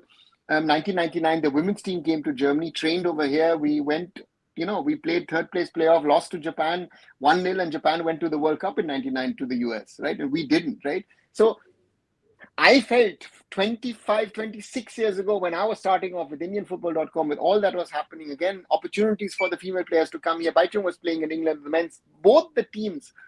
I felt we were a little further down the road, right? And it seems like in 2025, we are discussing the same things that we were, talking about Yeah, in 1999 and 2000. And how difficult is that? Because I remember 2001, right? I say that you're a BFC fan. 2001, India versus UAE, the biggest win that I have seen in my life in regard to ranking. India ranked 124, UAE 64.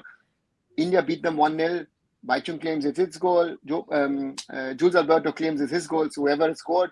But over 30,000 at the Kandirava, right? A figure that BFC has never achieved with all the success that BFC's had and a lot of fan interaction.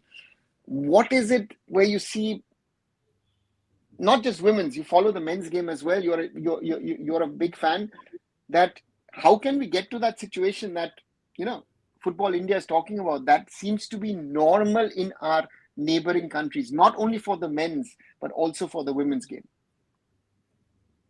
Okay, so when I can't take only football, okay, because you have to then put it in under a circle called women's sports, okay. Hmm. Because if you look at people's interest in women's sports, okay, when I don't have a very particular movement because I wasn't watching it back then.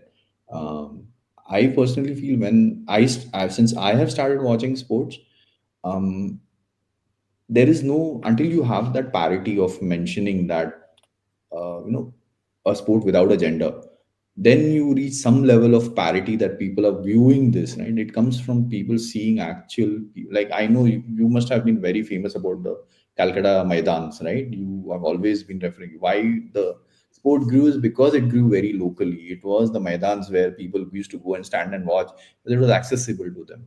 Right now, such accessible public spaces for women's sports are not yet there. Okay, in but India. but but let me ask you two questions before you continue with your point. When did you start watching men's football as you did, and when did you start watching with so much of interest women's football? So I have a very interesting transaction because I was first a European football. I was a LFC fan in back in because of Steven Gerrard. That's the only reason why I Okay. became a LFC fan. Because for me, it was like always a strong captain was like, oh wow, strong captain. I need to follow him, and that's what got me into with Liverpool. Because they won. During that year they didn't win, but they won the year earlier. So I got following them. And then I was like naturally very much into European football. I never watched any bit of even Indian football for quite some time until as 2017. I suddenly felt like European football is something which, of course, we've been doing it for a decade now. Why don't we just look at something? And then Bengaluru had a 2017, I think 2018, they had their final, and so I went and watched it. And after that, I was like, oh wow, this is an ambience. I didn't know that they had this ambience. Okay, to be honest, never watched. Once I went to the stadium, I was like, okay, now I should watch Indian football. And then when it came down to 2022, because 2022, then I started following Indian football. And 2022, obviously, whatever happened in 2022 shocked the daylights out of me. Like how we got a ban, and subsequently when the women could not play the AFC Asian Cup, that was like for me a very big game changing moment because I felt at that moment of time, like I was like, why can't they just put 15 players on the pitch and just get the tournament started? Like anything, like my heart was like, okay, like let's let them play at least, like let somebody represent, at that moment. But obviously, that was a different. Then I thought, like, it's like 2022 with Denerby. Then I saw the Women's World Cup under 17. I was very impressed with Denerby actually. Because not many people gave him credit for under 17 at WWC. We lost big by margin, but what he did with that young team was he made them play in he made them aware. That tournament made us visible in a very different way. Then I thought, like, okay, let's watch this further, see, and at the same time, 2022 the Euros took place, which was won by the Lionesses. And then I was seeing the crazy crowds. Oh my God! Like I was like wondering. I never understood very clearly why Euro became so famous at that moment of time. I don't think the 2019 was that big. The 2022 was probably the biggest thing in women's Euro at that moment of time. After that, the 2023 World Cup took place, and then there has been a significant progression of growing viewership in women's football. So Yeah, massively, definitely massively. So growth pattern I have. that's your growth pattern. Then Let me go to Raj's point first, and then I'll come to Kumar. Sergey, regarding ISL, according to AFC, we need to have promotion relegation, but as you say, we need to have a 10-team league. Then how will it place? Raj, what I'm part of that uh, working group who created the roadmap. So the roadmap is not something which is, you have to do it only this way. Because why? Because, for example, in Australia, you don't have promotion relegation. So what I have said, and I said that actually had a conversation with the co-author of mine of the roadmap today, and I was telling him, you know what? I think that the roadmap needs to have a version 2.0, because I feel, if I'm honest, I'm just looking at the men's game. I would rather have a 10-team ISL, which is a closed league at least for 3, maybe even 5 years. Let it commercially become a success, and then we can open the door again, and then we can have promotion, and then after a certain period have relegation as well. We are not there. The league, I mean, if you think about, we're talking about 5,000 crores gone down the drain, and invest most probably, which is double of that, right? Yeah, the last 15 years of Indian football. So that's the reality of that. Kumar says women's success should be promoted and marketed by Indian football by all stakeholders instead of distress about men's football every single day by fan. We should exhort the women's football. Kumar, yes, but I take a personal example. I have been, okay, you say, and then Shaggy will add something, please. So I think that's one thing, that women's football should not be a substitution for men's. Okay, like this one thing I'm dead against, that whatever is happening in men's football is a very different, and women's football should take a very different route. Kumar, I understand your point very well, but women's football is should take a very different route, because the problem in women's football are very different than in men's football. They are absolutely different problems. You will not be able to correlate those with men's, as I've learned over the past few years following women's football. So their coaching techniques, their injuries, their whole cycle of financing, what sort of money they earn, what sort of jobs they do, how and sort of social pressures that they face is completely different than what we are talking about in men's game. So it should not be a direct substitution.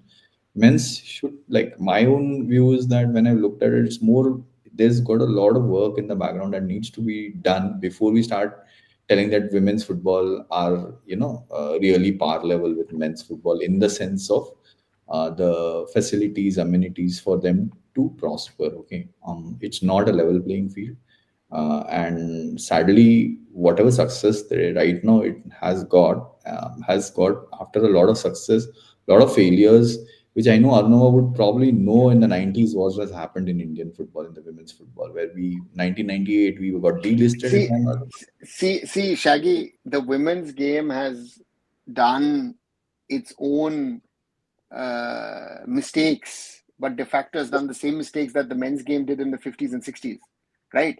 I still say till this day that 1950, the AIFF deciding not to send the team to Brazil for the World Cup because, it said, oh, you know what? Olympics and Asian Games are the most important thing for us, is the biggest mistake in the history of Indian football. Who knows? We could have been another Brazil by now, right? Because we were the best Asian team at that time. And the women's game in the 90s had opportunities, again, through private people. There was this gentleman based in Heilbronn called Abdus Sattar, who enabled India to have an extended camp in Germany, then go to the Asian Cup. Again, a 1-0 loss to Japan, and therefore we didn't go to the World Cup, right? I mean, 1-0 Japan loss, don't go to the World Cup. We were that close to Japan in 1999, right? And then I spoke about Sujata and about Orpana. And therefore, if I see the way that we have not been promoted, the success of the women's team, mainstream media has totally avoided it. And it is not, I will say it is not a women's topic, because see how women's cricket has been promoted over the last couple of years in India. And look at how, for example, women's hockey has been promoted, especially, of course, through Chak De India and all that stuff.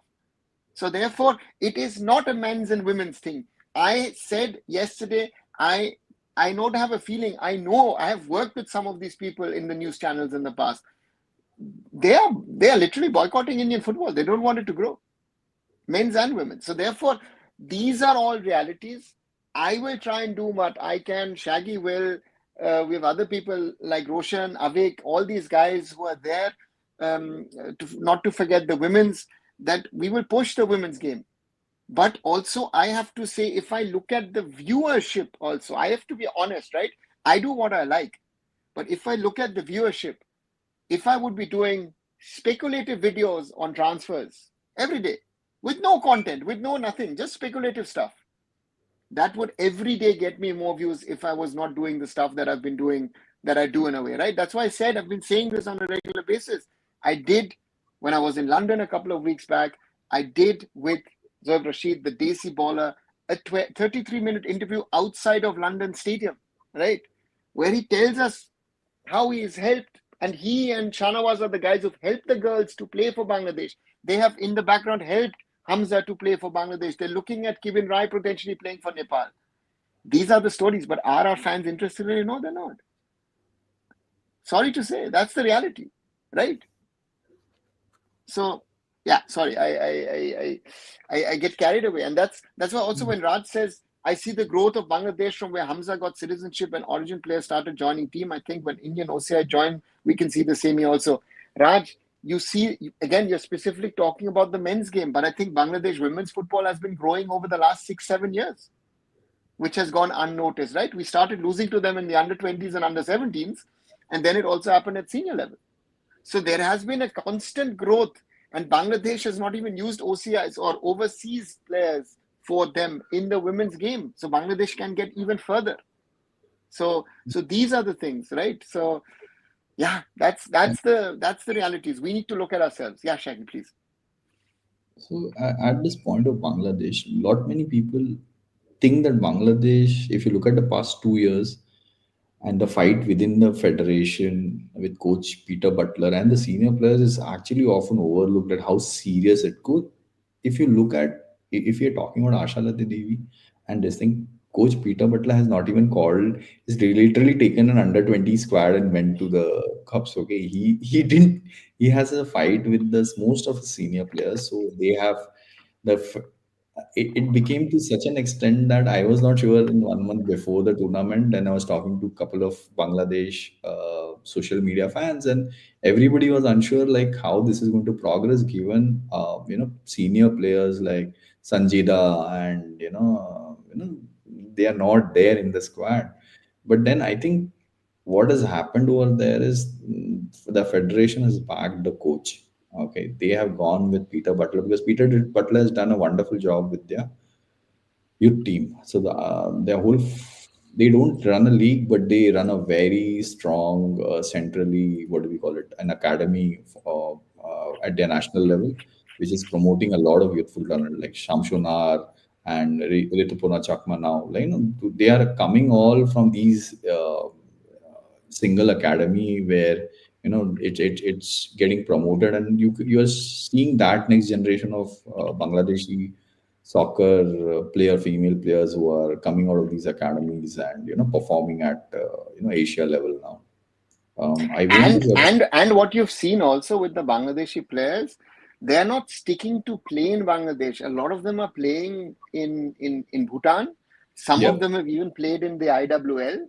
So they're ready to move around. And what you see with and the BFF is not better managed than the AIFF with all its problems. At the moment, the AIFF is a mess, but the BFF is not the best federation in the world, right? They did it, as I say in the Indian case, that the Indian women's football team has qualified despite of the AIFF. The same I would say in Bangladesh, the women's team under Peter Butler has done despite of BFF. It's also I'm saying, right? Like in women's, there is no second thought about having a coach. Okay, I don't even think about it because, you look at France, so it now did leaving out Wendy Renard hit them back. Okay, it is a big question. Like we cannot say when you have a very senior player and a leader captain suddenly being dropped out of nowhere, right? Like even that's where these type of coaches are.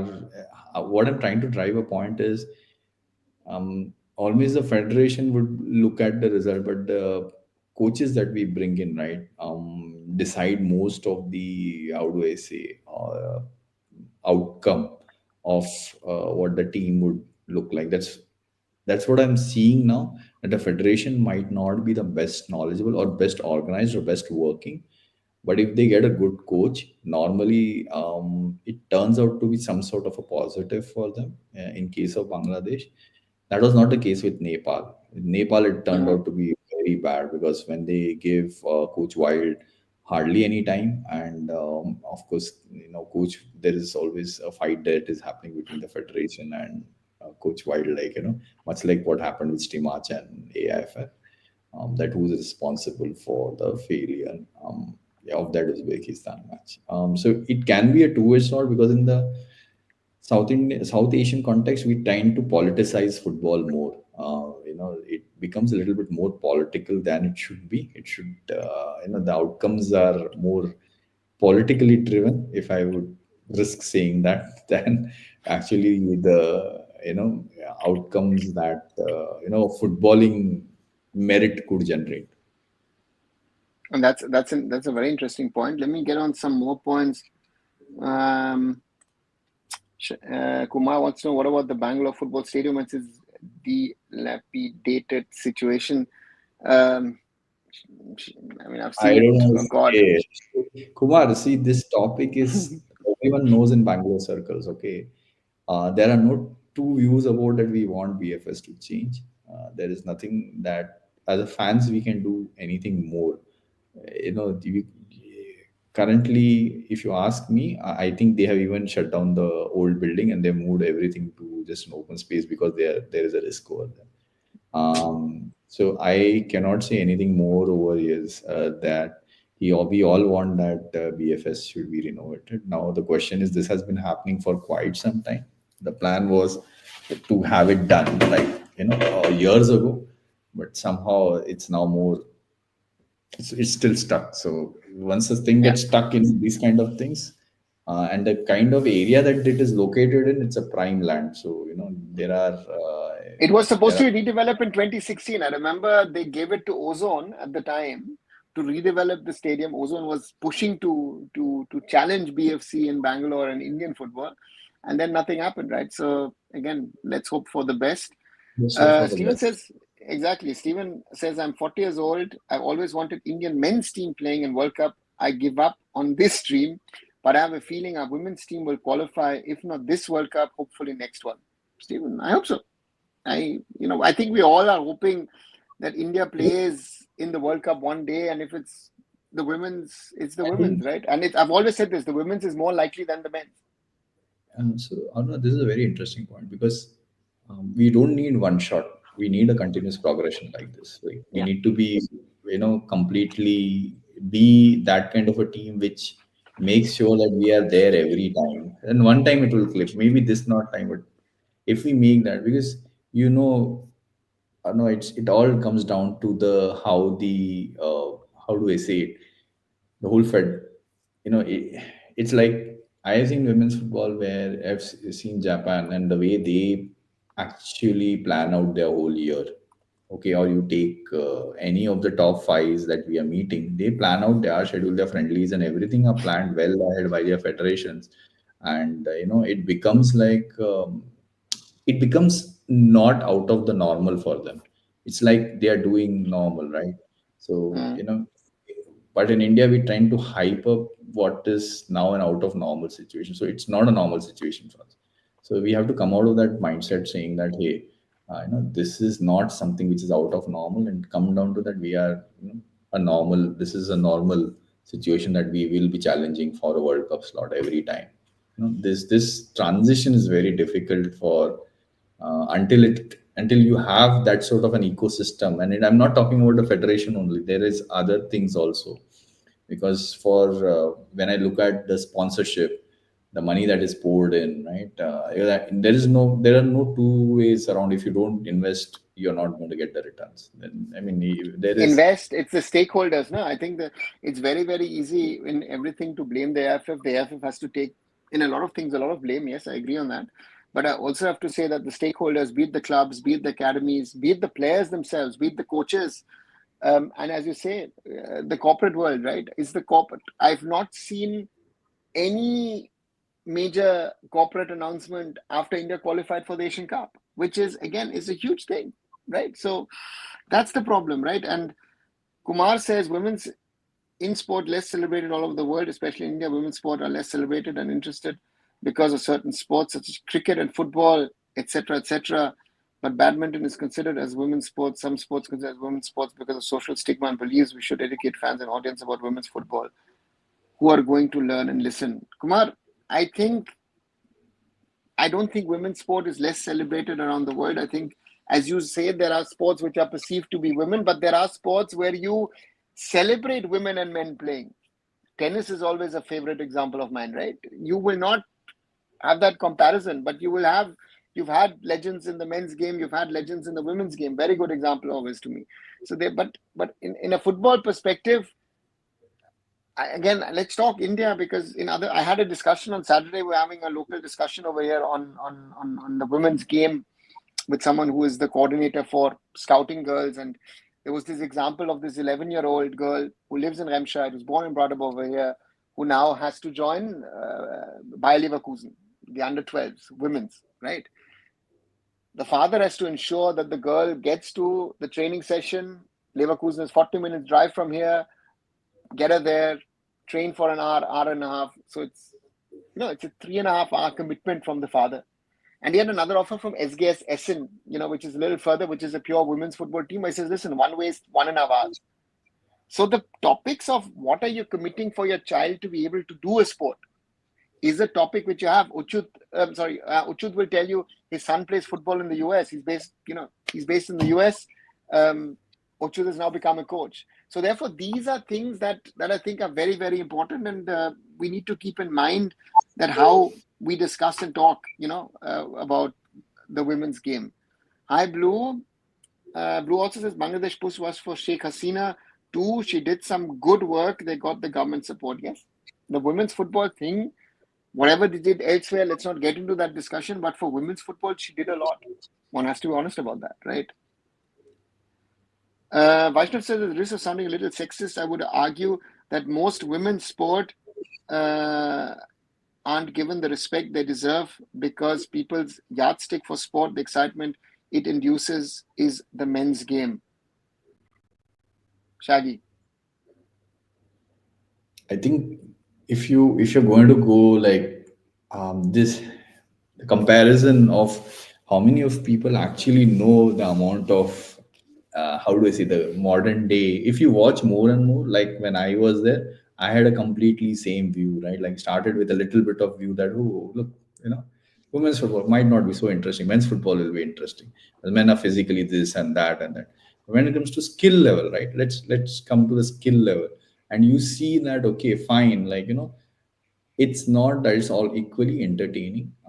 The reason why we have is because we are looking it from a very different perspective, right? Like if you look it from only a sporting perspective, then it makes like okay, yeah, there is an equal entertaining affair that happens in a CAFCON final, or that happens in a semi-final when they go to a penalty shootout, or when you see other W2023 Matildas versus France semi-final with an electric atmosphere, like at that point of time you would not say that the excitement is different. Okay, I don't see that excitement as different. I think actually we were like wow, like when the lionesses went in a penalty shootout, right? Or the Germany for this, man, what a tournament they had. Germany when they were 10 men down, or like how they performed. It's Brandt and what's on the left, I forgot her name always. It's Yeah, no. You mean Jule Brandt, no? You mean Jule Brandt, or you mean you mean Jule Brandt, right? Yeah.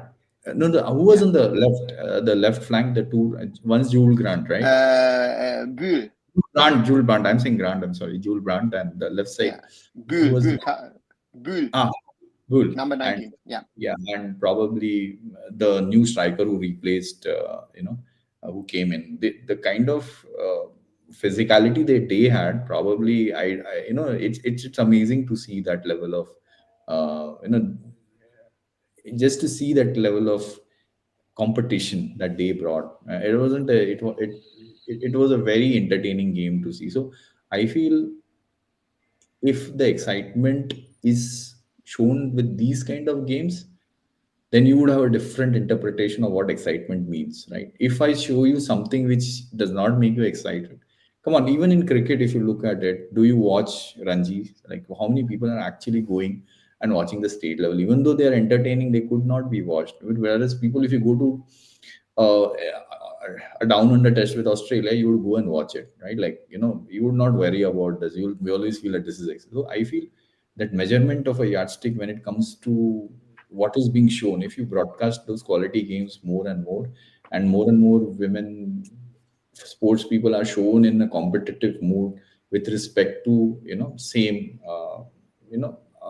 kind of how do I say environment that the men's are subjected to, and And probably given the game's same space, no, the some space to space. give the space is very important.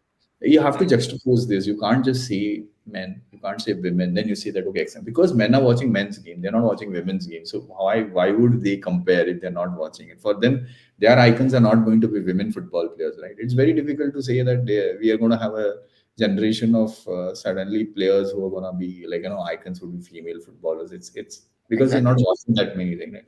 Now I was like, oh, I am now okay, I'm a Putillas fan, or I'm let's just say a fan of any XYZ player who comes, or maybe in Indian context you can say Sangeeta Passport, okay, or you can say Linda Combe, who's a very young, but because I have been watching her, I've been watching that, and so I know that okay, what these people are doing at that level, it can't be just a juxtapose. It just doesn't fit in. It will just probably say that okay, we just continue to do the same thing. If we just put them together, give them the space, watch them more, probably appreciation is going to come. Probably it will come with this, hopefully with this AFC, when people start seeing certain, the whole eye will shift to watching women's football. And Raj has a very interesting point. If similar thing happens here, some senior players dropped off, the squad there would an outrage by the fans itself, an alleged quota system, right? So therefore, yeah, I think we need to learn more about the women's game, and so therefore, yes, that is. And Blue adds, sir, not only media. If you see even most non-media people like industrialists, businessmen, investors, some of them are even associated with sports, but no one congratulated women football. Yeah, I've spoken about it, Blue. You've mentioned it here. I've spoken about it with Shaggy today. This is the sad reality. And Football India says very well put. We should be always in Asian Cup and want to be among the favorites to be in knockouts. And in the men's, regularly qualify for final 18 of World Cup qualifiers and round 16 of Asian Cups regularly. Just one of World Cup qualifications won't do anything. That is clear. But to say that we will make the round of 16 in the men's game, where we're not even sure that we will qualify, is asking a lot. Even in the women's game, same thing. We are talking about World Cup qualification, where I think that participation in the Women's Asian Cup for us is already a big thing at the moment. At least, we have to be realistic. And as I said before the qualifiers, it will be very difficult to get past Thailand. The last match will decide if we can make it or not. And I was honest, right? And I celebrated it.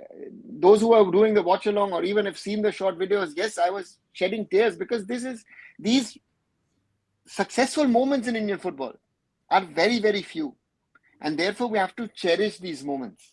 A day like this today, where Shungita standing on stage being part of the draw ceremony, is a big thing for us for Indian football, right? It is for the Aussies. It's the most normal thing that an Australian player is standing there in an Asian Cup draw, right? But for us, it's something very, very special. And therefore, we need to cherish these moments, men's or women's. I think very important for me. Nadeem says, one thing to appreciate this channel is the immense knowledge host has on Indian football going down to microscopic level to old times. Nadeem, thanks a lot. Listen, Nadeem, I don't talk about these things because I need to. I've seen them myself. If today I could have done a whole show on India versus Bangladesh and Leicester, right? The men's game, which took place 25 years ago today, right? I would know now. It's now, 8 o'clock here in Germany, 7 o'clock. I would still approximately know I was hanging. I've posted pictures on Instagram of it today.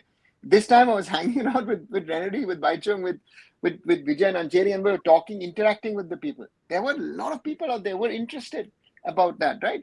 After that, at 8 o'clock, we went for dinner to a Gujarati place who didn't even know that India was playing Bangladesh earlier, right? So it was really funny. Most of the people who went to that Filbert Street Stadium game were coming up from London, right?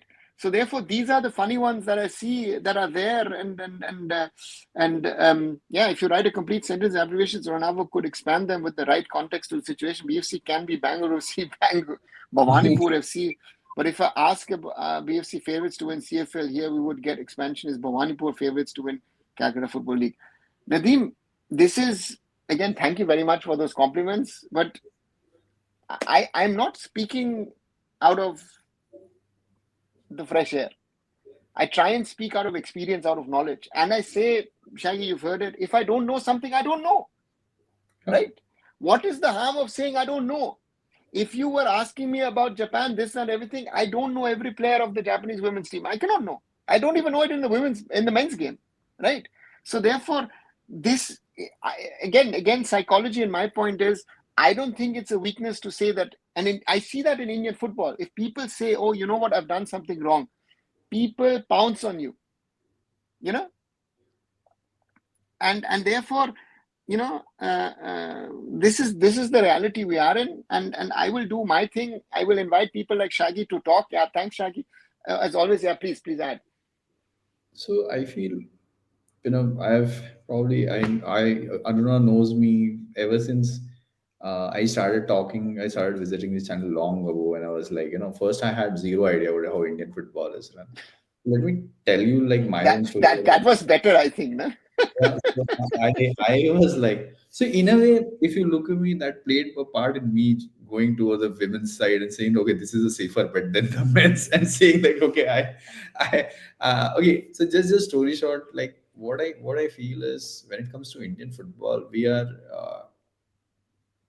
too much fuss. I feel we are no result, but too much of fuss over small things. I know that this is not the right thing to comment, but what I'm trying to say is we will also have to develop some sort of strategic thinking on what we want to be seen as, right? Like we aren't doing that. What we are doing is, yes, fine, we say that we know historic records, but when I was there with Arunama, we was talking about real practical problems, because I remember when ISL, and I do remember this because 223 we were came after the Bengaluru FC, from Kantirva, after watching the SAF championship when we won against Kuwait. And that night, because we were all there, because all of the West Block Blues had made the huge banner painter, and unfortunately I didn't get a ticket to the West Block Blues, okay, because I didn't book it, and it was got full, and everybody was like, what, no ticket, no ticket. So I had to go to another stand.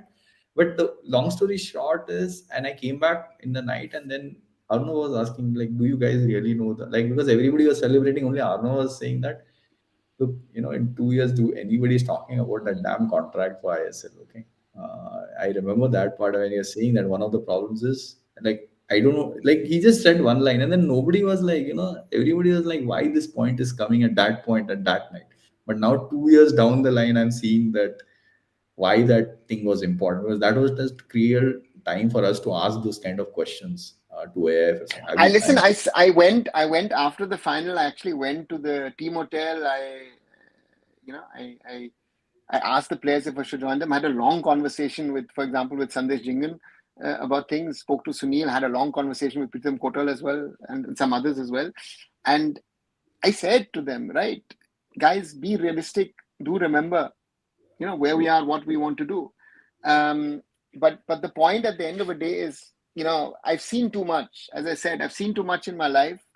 And I also say is that, Kumar says, have you heard about 8 ISL? I wrote a letter to AIFF for meeting AIFF. Your response to Satana that sent a name of representative from your club. Kumar, yes, I knew about it. But you know what? These clubs, even in March or in Jan when I met some of them, or in Jan, Feb and March when I was last time in India and I was talking to them, they were saying, no, everything is fine. There is no problem in the ISL. Reliance, it is Reliance. What is the problem?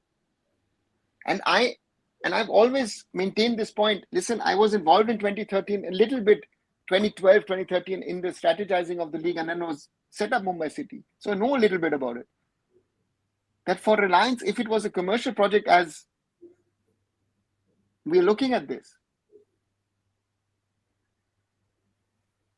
If they shut it down, it doesn't, it matters to certain people within the Reliance setup, but it doesn't matter to Reliance. What people have not understood, if they shut the ISL down tonight, it will not hurt the bottom line of Reliance. You know, No. it will not hurt it, but it will hurt Indian football, because why? Mr. Goenka will say, "Oh, why am I investing money? I'm gone." JSW will think twice, right? Imami, CFG, everyone. What people don't recognize, if Reliance pulls out, 20 to 25 clubs will be gone. We are pre NFL days. We are back in 1995, right? So that is my fear. I don't want to be perceived to be negative, but I look forward in a way where we need to realize what the issues and what the problems are, right? I, for example, reached out to the AIFF to talk about, do you need any help with the women's thing in the preparation? Let's see. I'll have a conversation with them, right? If I can Yeah. help, I'll help, right? But it's up to them to realize if they want it or not. So Kumar says, you are weeping when women's team qualified in this channel. Never seen you shedding tears for joy. Kumar, because we've not had, since I've been doing this channel, sadly, rarely we've had those moments, right? Or when we had the moments, I was at the ground. I was there when India beat Thailand 4-1. I was sitting there with, I remember the best Indian football day of my life. Okay, second best, because the best day was when I was playing for Bayern against East Bengal in the Legends game in Kolkata. But that's a different story. But it was these moments are few, Kumar. And to me, beating Thailand was a huge upset, right? If anyone says, "Oh no, we were to beat them," no, it was an upset, because Thailand also did not fully take us seriously. They did not bring all. So we've never managed to defeat Thailand up till now. That was the first time we Yeah, did it. yeah. So Many add people know. add add to We that, they have and seen our match I for don't think weeks people know lost. that. No, the people don't know it. Actually, they don't know how much what it meant, because we have been taken out our main match opponents for, like, even in the 80s were Thailand in women's football. So it's got a decent bit of history to it. So if you look at that history, then you'll understand that this was the first time that we beat Thailand. So it was a big thing. Yeah, but Nadeem, the whole Minerva thing, again, with all respect to Ranjit and all what they're doing, these tournaments have no value. Rather come tell me, I'll organize you a trip here in Germany, play against team 90 minutes. Let's see how good your boys will. You will not win a game. You're going to lose if you play against proper first teams of under 14s Bundesliga teams. You're going to lose 5, 7, 10 nil, right? So there is no value on all of this, right? Raj says 2015-16, you look, women's cricket, the stadiums were empty. As some mentioned about cricket, the marketing promotion, big corporates joining have helped them massively fill stadium. Yeah, but Raj, why did it happen? Because at some stage you created in India a women's version of the IPL. That was the push which has helped the women's cricket, right? So let's be very, very clear. It is not because of international cricket, it is because of the IPL. The IPL has been, for Indian cricket, the most important tournament, right? In my opinion. And for other sports, it's been the disaster. Shaggy. So at this point, right, like when it comes to IPL, so I know we never replaced Hero, okay, and probably people don't know that Hero hit IWL more badly than ISL, okay, because IWL, it was one of the driving forces for sponsorship for IWL also. Whatever the money that used to come from 30, 40, whatever is crores, was a big momentum for women's football. Now suddenly, in 1.5 year, that whole funding has dried out, and we have never had a replacement in women's football. So this whole example of IPL is exactly what should have happened for IWL, where IWL should have been promoted, should have been a longer format for us to get to a sustained level. But now I don't know what the future is, but that's exactly what IPL did. When you have the big tournaments, you have the big players, you have the icons, you have the idols, you have everybody over there, and everybody starts watching. You have the broadcast, you know. Finally, cricket also changed because there were broadcasts, right? You remember the old Benson and Hedges series, I don't know, where yeah, they started playing with the white Yeah, ball and blue, and everything started. Everybody started watching cricket at a very different level. I'm not saying that was not there, but the game changed everything. So this kind of tournaments change the way. Euro 2022 changed everything in women's football. I don't think the women's football remained same after Euro 2022. When I was looking at the way, I think it was Germany versus Lionesses last time around, yeah, uh, final, yeah. right? And I was so impressed with Pop. She was such a fantastic striker for Germany. Mm, Over the years, what she has done as a player for Germany is amazing. So yeah. what I have to say is that tournament changed everything in the end. So I think But you know what, Shaggy, one problem remains, right? The tournament director is a good old friend, Doris Keller. Doris used to be match commissioner of the first two seasons of the ISL, so to create that Indian connect. She's from Switzerland.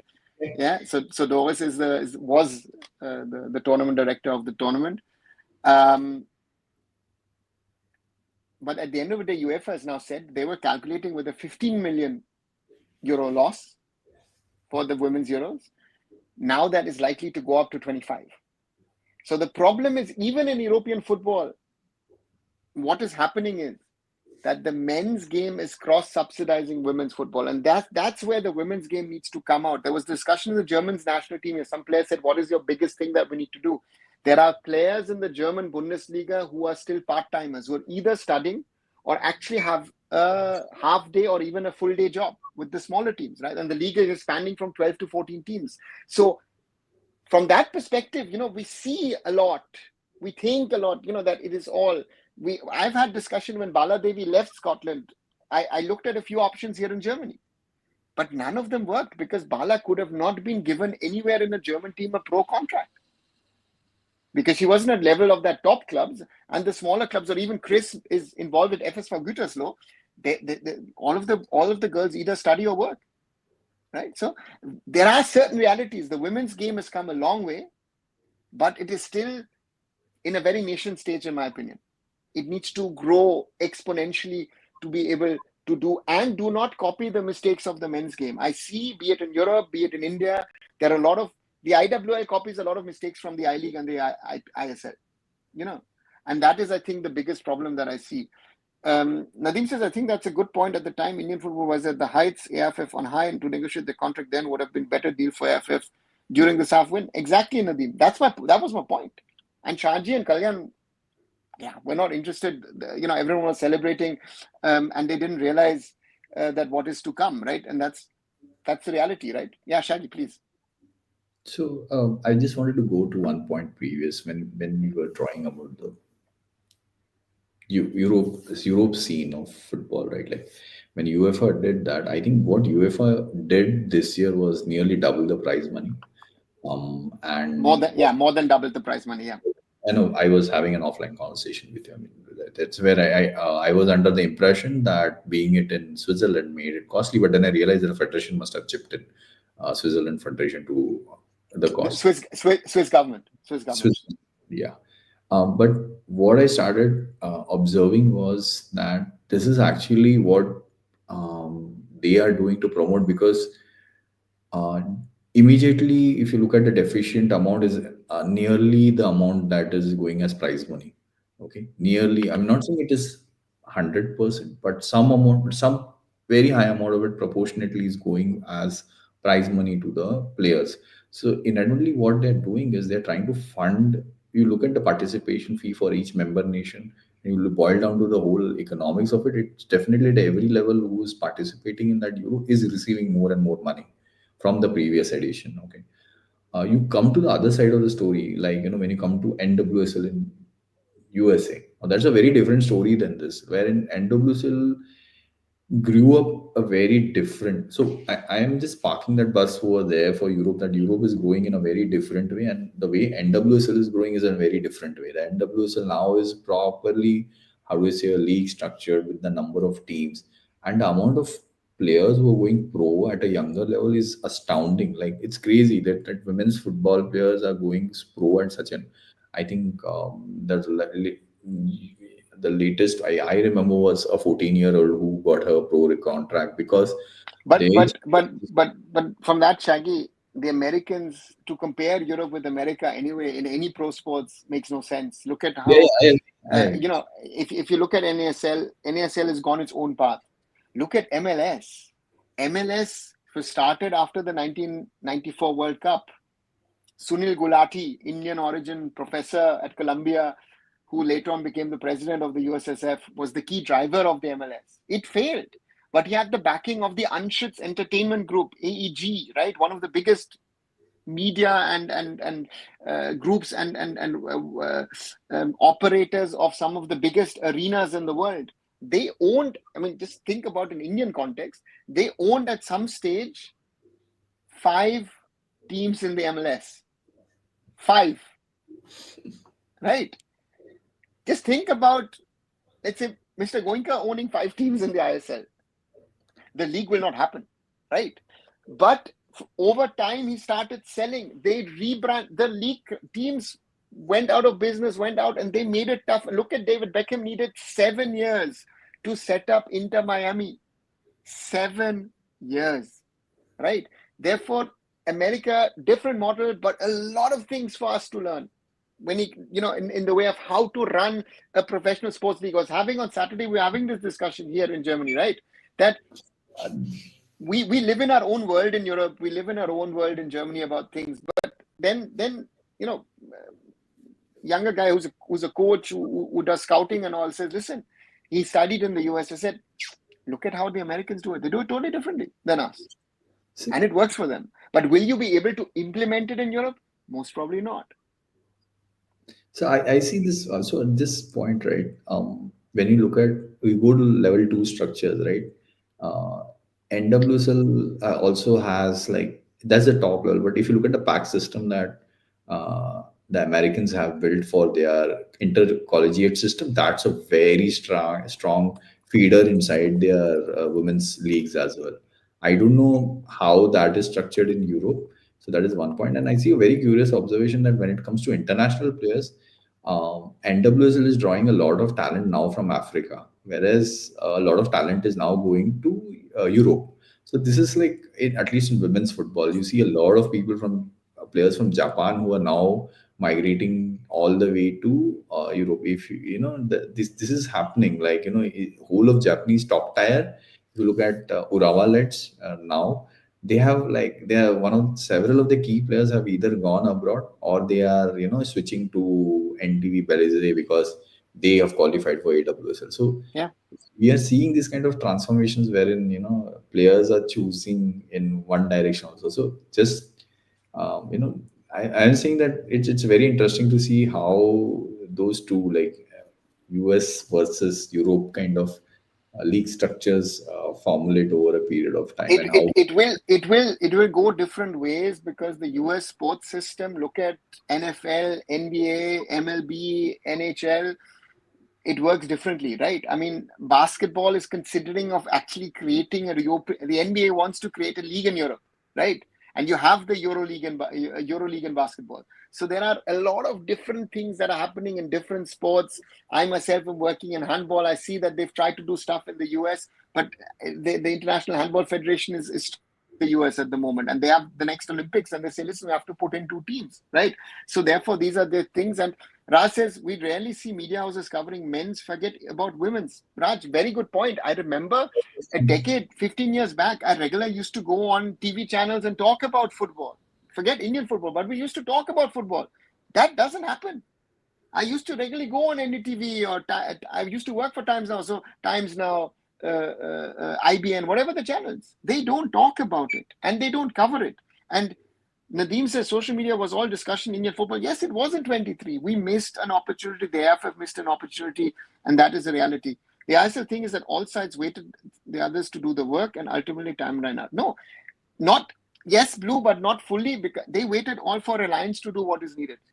For 11 years, if you all teams banked on Reliance to do the work, right? And Reliance was doing the work. Nobody questioned. They were setting schedules, this, that, everything, and then there were certain discussions about dates. Okay, fine, we sorted. They didn't bother.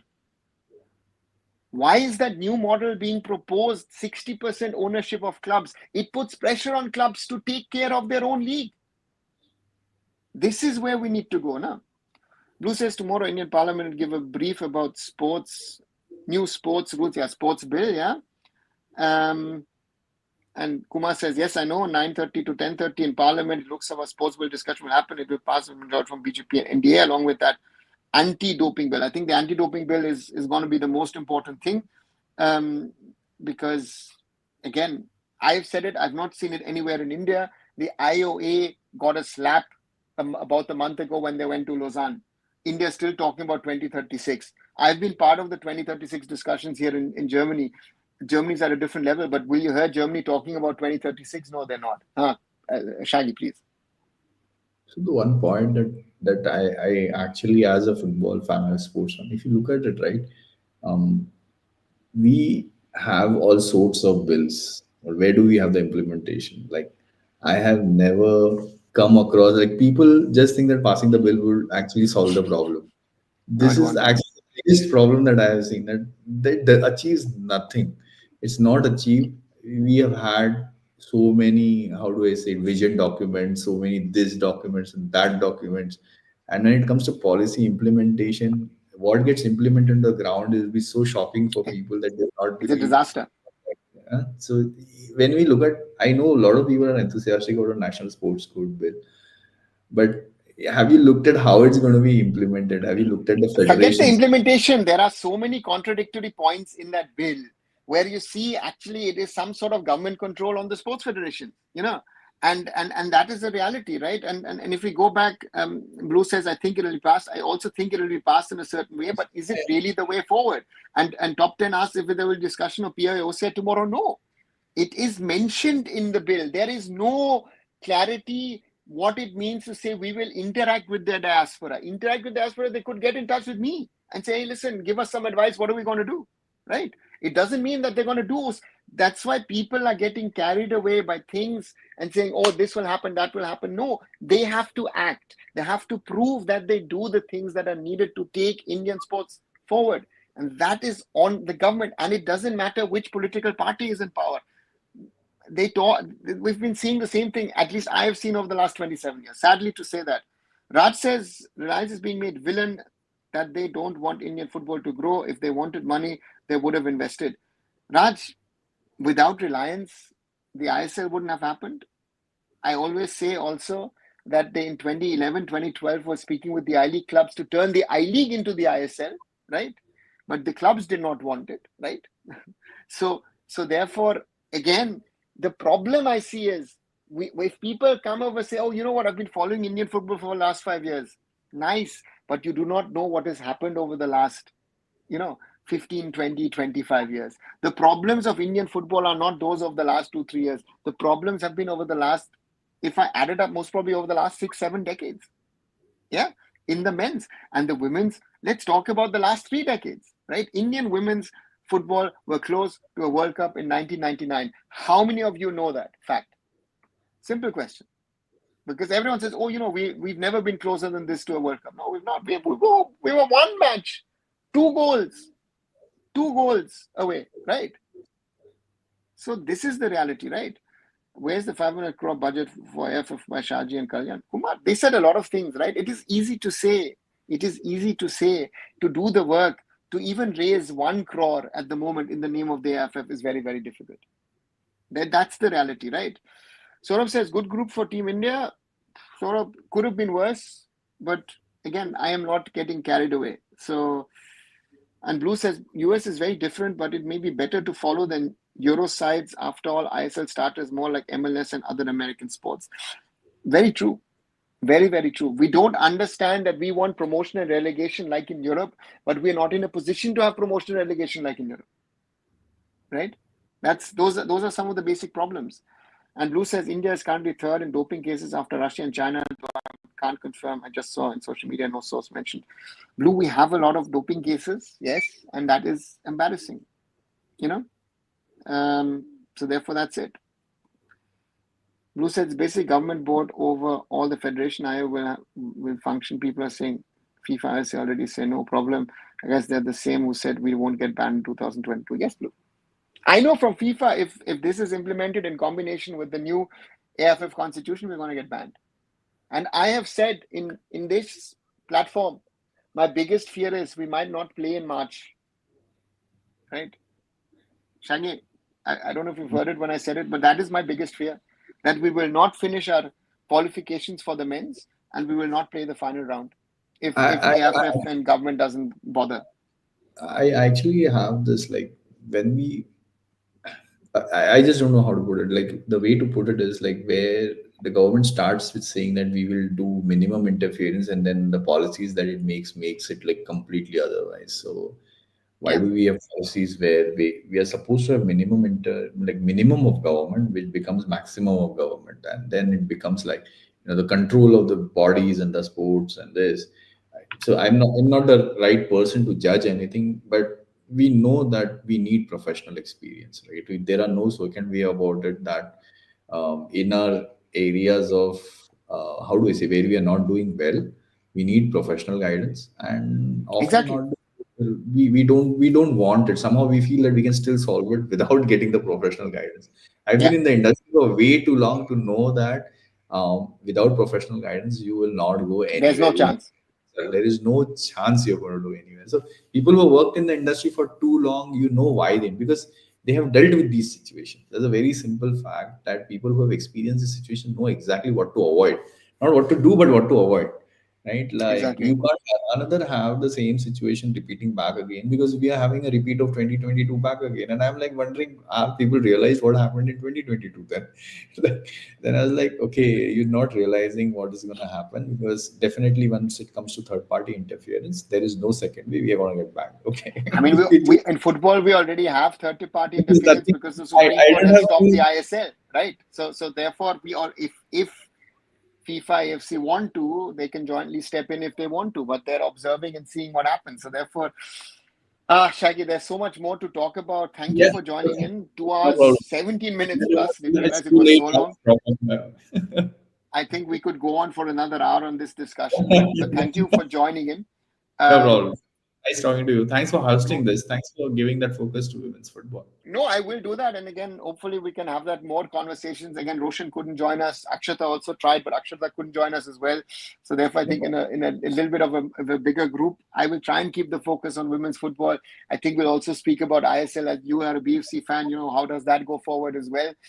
Thanks for joining in. As always, uh, um, yeah, like, share, and subscribe. Again, help the channel to grow, the community to grow. I need your help, guys, and never stop supporting Indian football. The men's and the women's, winning or losing, Indian football needs your support. And thanks once again for that. And I'll see you all very, very soon. Thanks and good night. Thanks, everyone. Thanks for listening out.